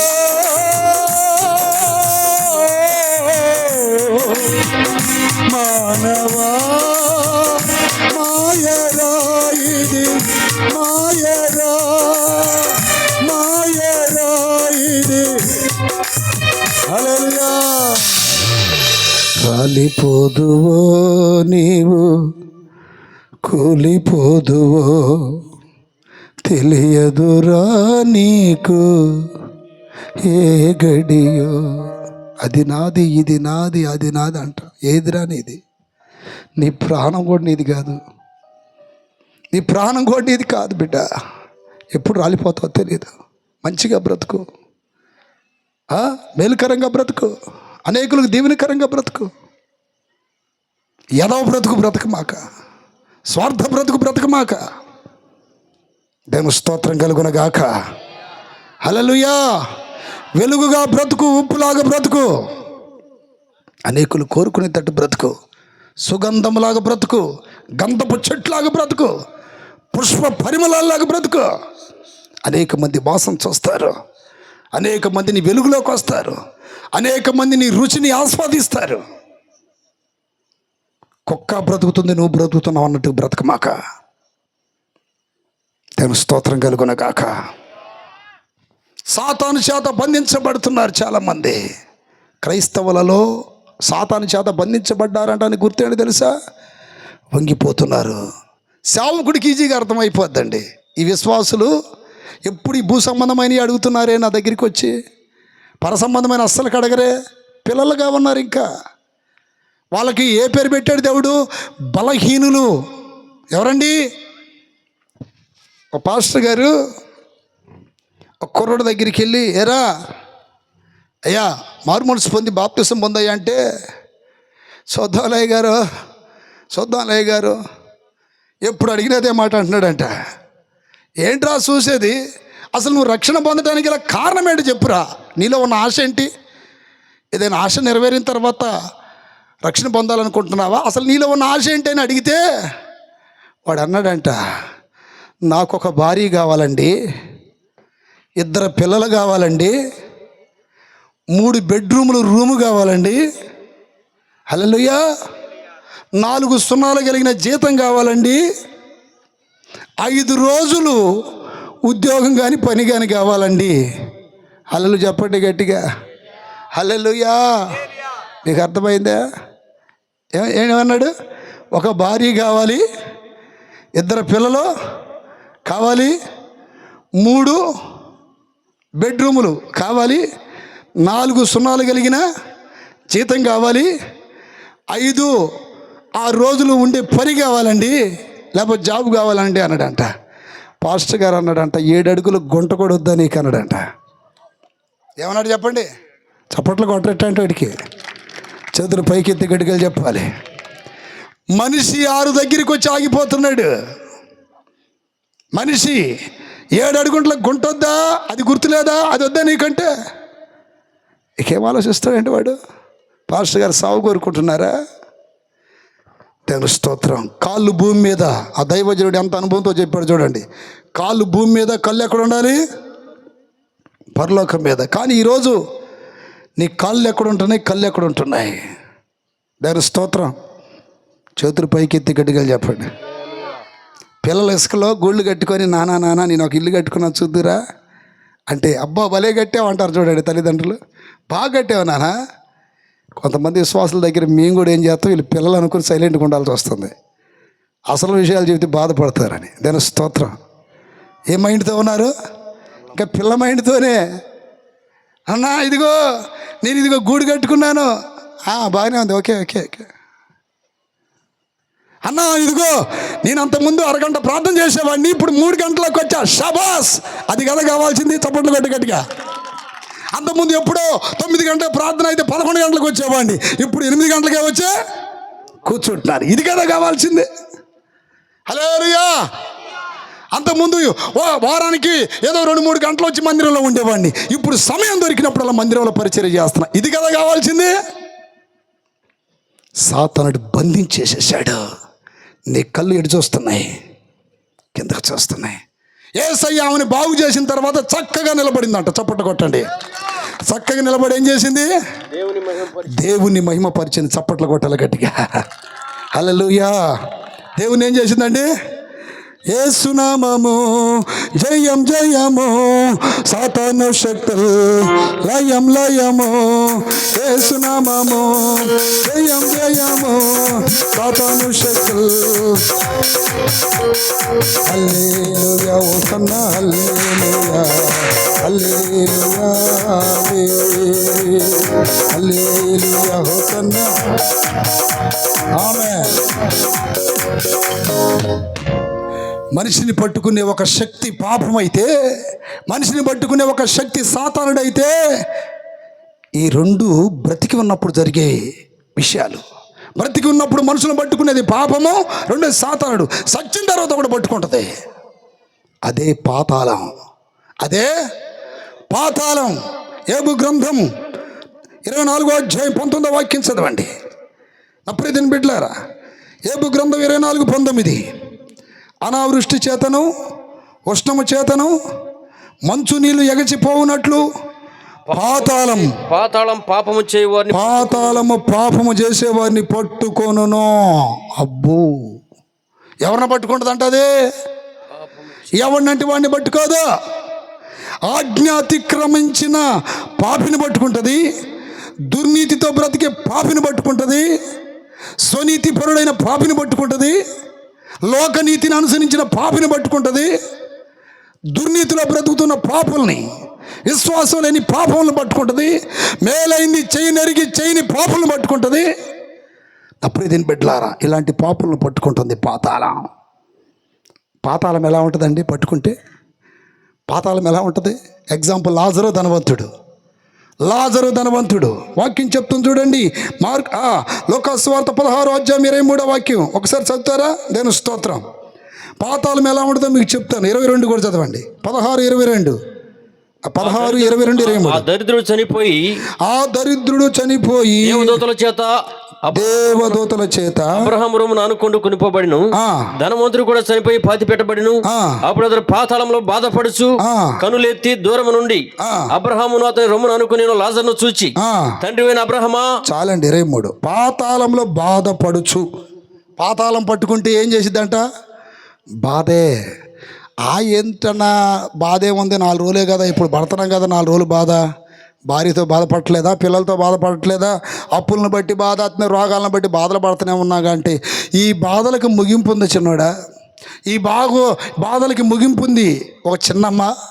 కానీ ఈ బాధకి ముగింపు లేదు, ఆ బాధకు ముగింపు లేదు. అదే యోబు గ్రంథంలో దేవుడు చెప్తున్నాడు 7:9, నువ్వు చిలకలూరిపేట పోయినా తిరిగి రావచ్చు, నరసరావుపేట పోయినా తిరిగి రావచ్చు, విజయవాడ పోయినా తిరిగి రావచ్చు, గుడివాడ పోయినా తిరిగి రావచ్చు, అమెరికా పోయినా, ఆఫ్రికా పోయినా, బ్యాంకాక్ పోయినా, థాయిలాండ్ పోయినా, ఇంటర్నేషనల్ వైడ్గా 197 దేశాలు వెళ్ళి తిరిగి రావచ్చు. కానీ పాతాళానికి పోతే ఇక తిరిగి వచ్చేది లేదు. చదువు. మేఘం విడిపోయి అదృశ్యమగునట్లు, మేఘము విడిపోయి అదృశ్యమగునట్లు పాతాళమునకు దిగిపోయిన వాడు. ఇక్కడ గమనించండి, పాతాళానికి దిగిపోయిన వాడు మరి ఎప్పుడునూ రాడు, ఇక ఎప్పుడు రాడు. పాతాళం ఎలా ఉంటుందండి? బాధ. అన్నం వండేటప్పుడు గంజి చుక్క పడితే ఓర్చుకోలేనిది నీ శరీరం. తిరగమాత వేస్తున్నప్పుడు నూనె చుక్క పడితే ఓర్చుకోలేదు నీ శరీరం. ఏదైనా మంటలుగా ఆ మంటలు కాలుతున్నప్పుడు ఆ మంటలు సెగ తగిలితే ఓర్చుకోలేదు నీ శరీరం. ఒక దినాన నా ప్రియదిన బిడ్డల, నాకు తెలిసిన వాళ్ళకి గొడవ అయితే, నైట్ గొడవ అయింది, బాగా కొట్టుకున్నారు ఏరే వాళ్ళు వీళ్ళు, తెలిసిన వాళ్ళు అని చెప్పేసి నేను హాస్పిటల్కి వెళ్ళి అర్ధరాత్రిలో పాపం ఎట్టున్నారో బాగా కొట్టుకున్నారు అని వెళ్తే, ఇక రాత్రి రాలేని పరిస్థితి. సత్యనపల్లిలో తెల్లవార్లు ప్రార్థన చేస్తున్నా, ప్రభా ఎవరు చనిపోకూడదయ్యా, ఇళ్లలో చాలామంది బాప్తీసాలు పొందలేదని. హల్లెలూయ. ప్రార్థన చేస్తూ ఉన్నాను, మొత్తానికి బ్రతికారు. ఏకూజామున ఒక అంబులెన్స్ వచ్చింది. ఒక కాలిపోయినటువంటి అంటే కిరోసినమో ఏదో పోసుకుందండి ఒంటి మీద, కాలిపోయింది. ఆ కాలిపోయినటువంటి ఆ సహోదరి యొక్క జాకెట్ అనేది సిలుక్ అవ్వటం వలన శరీరానికి అతక్కపోయింది. భయంకరంగా కేకలేస్తూ ఉంది. ఈలోపు ఆమెకి ఏదో ఆయింట్మెంట్ ఇంకా ఉంటాయి కదా, ట్రీట్మెంట్ చేయడానికి డాక్టర్లు ప్రయత్నం చేస్తున్నారు. ఆమె ఒంటి మీద ఉన్నటువంటి ఆ జాకెట్ తీస్తుంటే నానిన పేపర్ తీస్తే ఎట్లా తోలులాగా ఊడి వస్తుందో అట్లా ఊడి వస్తూ ఉంది తోలు. అరిసి అరిసి అరిసి అరిసి చచ్చిపోయింది ఒక 10 నిమిషాల్లో. ఈలోపు డాక్టర్లు చెప్పారు చనిపోయిందండి. దేవుడు నాతో మాట్లాడుతున్నాడు, ఈ లోక సంబంధమైన అగ్ని కాసేపటికి మనిషిని చంపేస్తుంది, అంతటితో ఆ బాధ సమాప్తమైంది. కానీ పాతాళానికి వెళితే సమాప్తం కానీ బాధే. ధనవంతుడికి ఎన్ని సంవత్సరాలు ఇచ్చాడు? 60 ఏండ్లు ఇచ్చాడా? 70 ఏండ్లు ఇచ్చాడా? 80, 100 ఎన్ని సంవత్సరాలు ఇచ్చాడు? వాడు చివరికి పొందుకున్నది ఏంటి? పాతాళమే.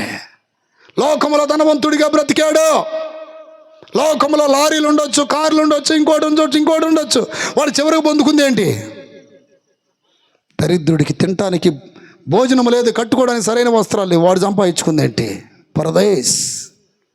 ప్రియదేని బిడ్డలారా, యేసయ్య అంటాడు, ఒకడు లోకం మొత్తం సంపాదించుకొని తన ప్రాణం కోల్పోతే వాడికి ఏం ప్రయోజనం అంటాడు. జీవిత కాలంలో నువ్వు ఏదేదో సంపాదించవచ్చు, పేరు సంపాదించవచ్చు, పదవి సంపాదించవచ్చు, పాస్తులు సంపాదించవచ్చు, జ్ఞానం సంపాదించవచ్చు. అన్నీ సంపాదించి పరలోక రాజ్యాన్ని సంపాదించుకోకపోతే నీ లైఫ్ వేస్ట్ అంటున్నాడు దేవుడు. దరిద్రుడు చనిపోయిన వెంటనే 2 దేవదూతలు వచ్చారు, పరదైసుకు తీసుకెళ్ళిపోయారు. ధనవంతుడిని మాత్రం ఎవరు తీసుకెళ్ళా, ఇక పాతాళానికి. బైబిల్ వాక్యం చెప్తుంది. లోకాసువార్త రాసింది ఎవరో తెలుసా? ఒక విద్య లేని పామరుడు కాదు, గవర్నమెంట్ డాక్టర్ లుక్. అర్థమైందా? ఎవరో తెలుసా ఇతను? హీజ్ గవర్నమెంట్ డాక్టర్,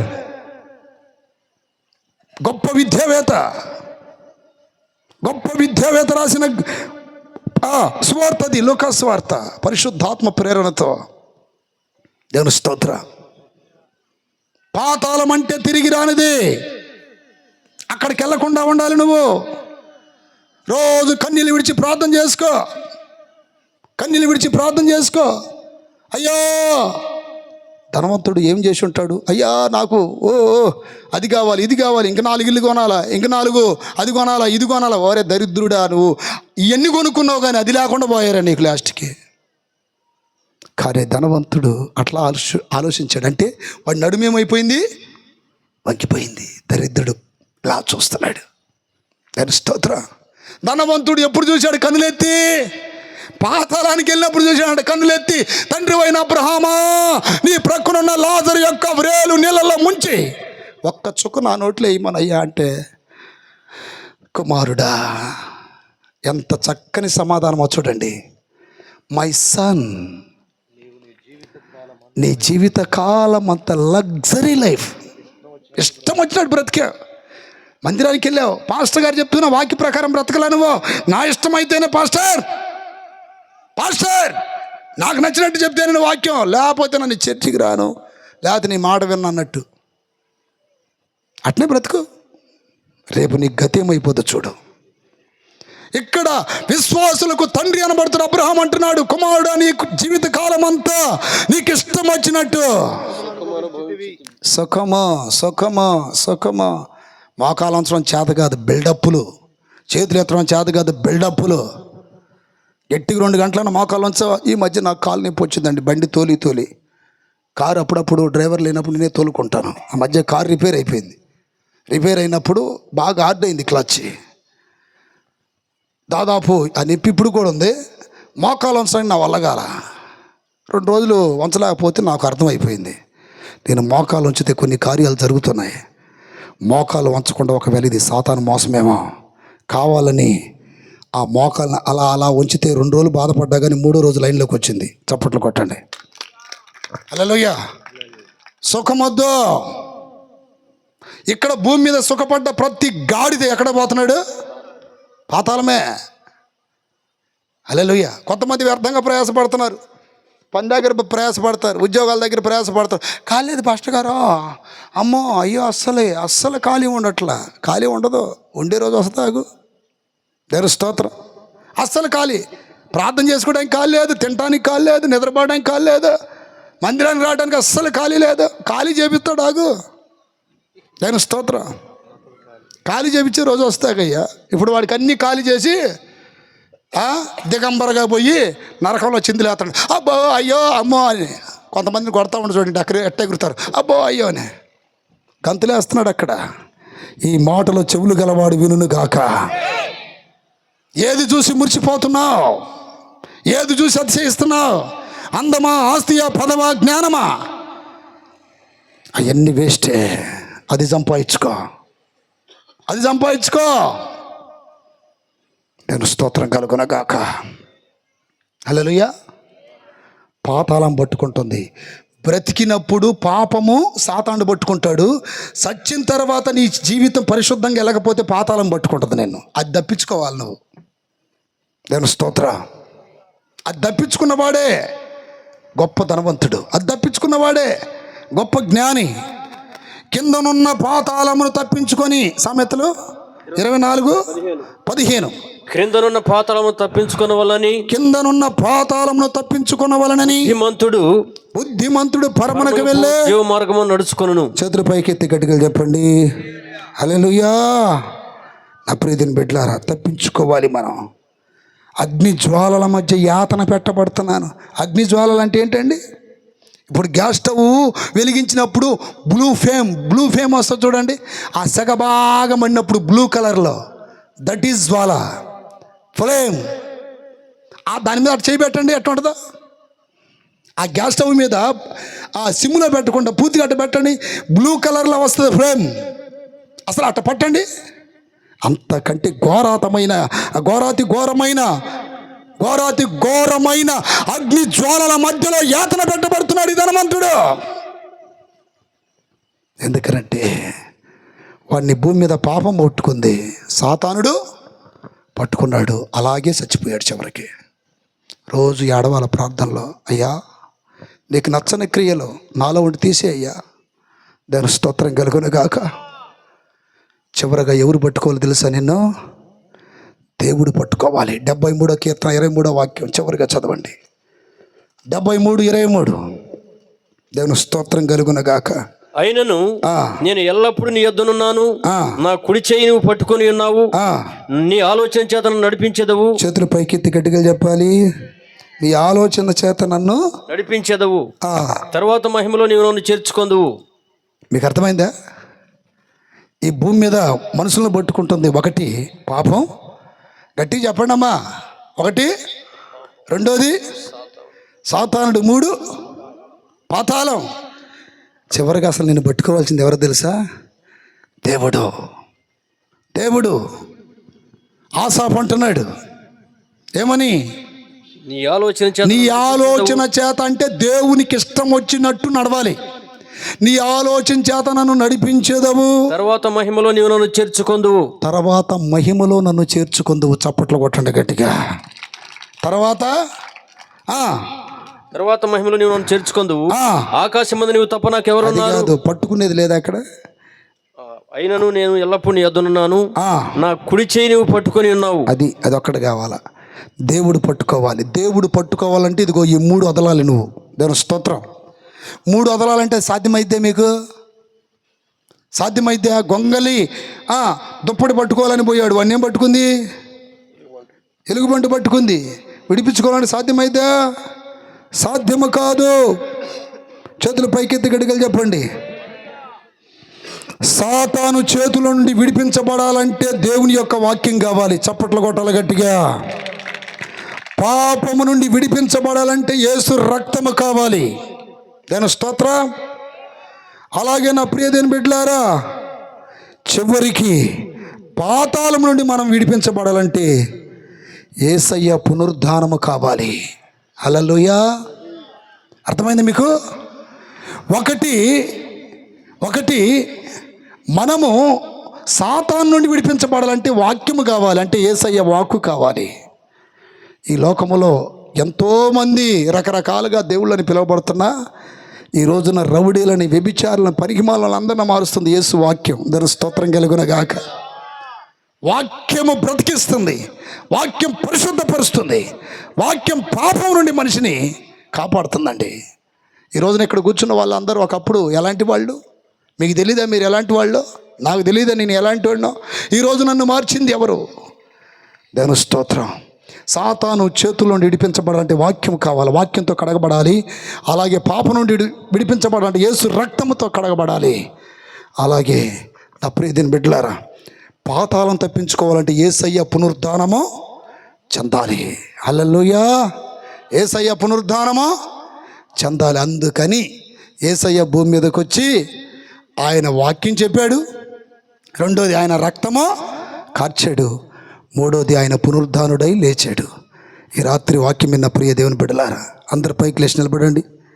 దేవుడు మీతో మాట్లాడాడు అనుకుంటే మీరు ప్రార్థన చేయండి. ప్రభా, అయ్యా నన్ను పాపం పట్టుకుందా, లేక సాతానుడు పట్టుకున్నాడా, లేక పాతాళమే పట్టుకుందా నన్ను, లేక నా చేయి నువ్వు పట్టుకున్నావా? ఆయన నిన్ను పట్టుకుంటే విడవాడు, ఎడబాయడు.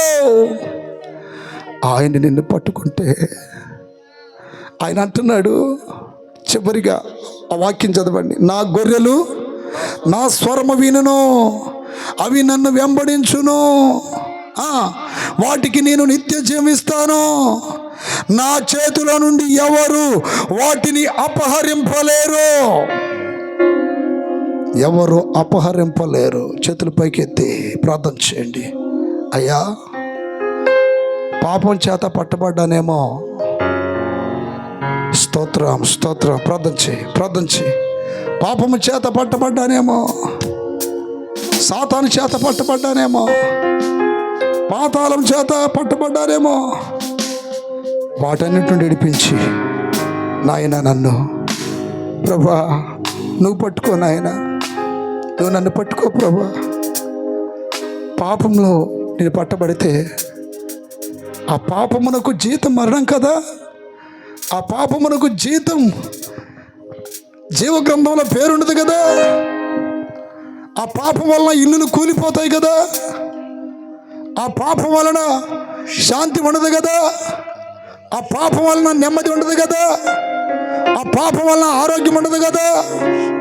ఆ పాపం వలన అయ్యా విజయం ఉండదు కదా. అలాంటి బ్రతుకు నాకు వద్దు నాయన. నీ రక్తము ద్వారా నా పాపము కడగబడాలి. యేసు రక్తము ప్రతి పాపము నుండి మళ్ళీ విడిపిస్తుంది.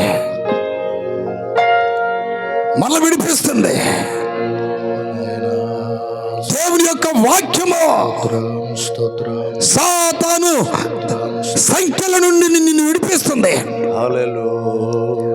ఆయన వాక్యము రెండంచులు గల ఖడ్గం.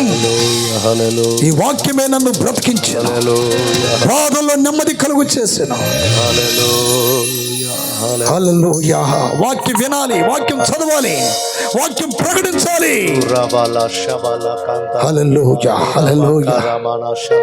ఆ వాక్యము దేవుడై ఉన్నాడు. యవనస్తులు ఆ వాక్యాన్ని హృదయంలో ఉంచుకుంటే మీరు పాపం చేయలేరు. హల్లెలూయా. తండ్రి సాతాను నుండి విడిపించబడాలంటే వాక్యం కావాలి. పాతాళం నుండి విడిపించబడాలంటే యేసయ్య పునరుద్ధానము కావాలి. ఆయన అందరి కొరకు శ్రమ పడ్డాడు, అందరి కొరకు మరణించాడు, అందరి కొరకు తిరిగి లేచాడు. ఈరోజు నేను పిలుస్తున్నాడు, ప్రయాసపడి భారం మోస్తున్న సమస్త జనులారా నా యొద్దకు రండి, నా యొద్దకు రండి అని ప్రార్థన చేయండి. హల్లెలూయా, హల్లెలూయా. స్తోత్రం స్తోత్రం స్తోత్రం స్తోత్రం.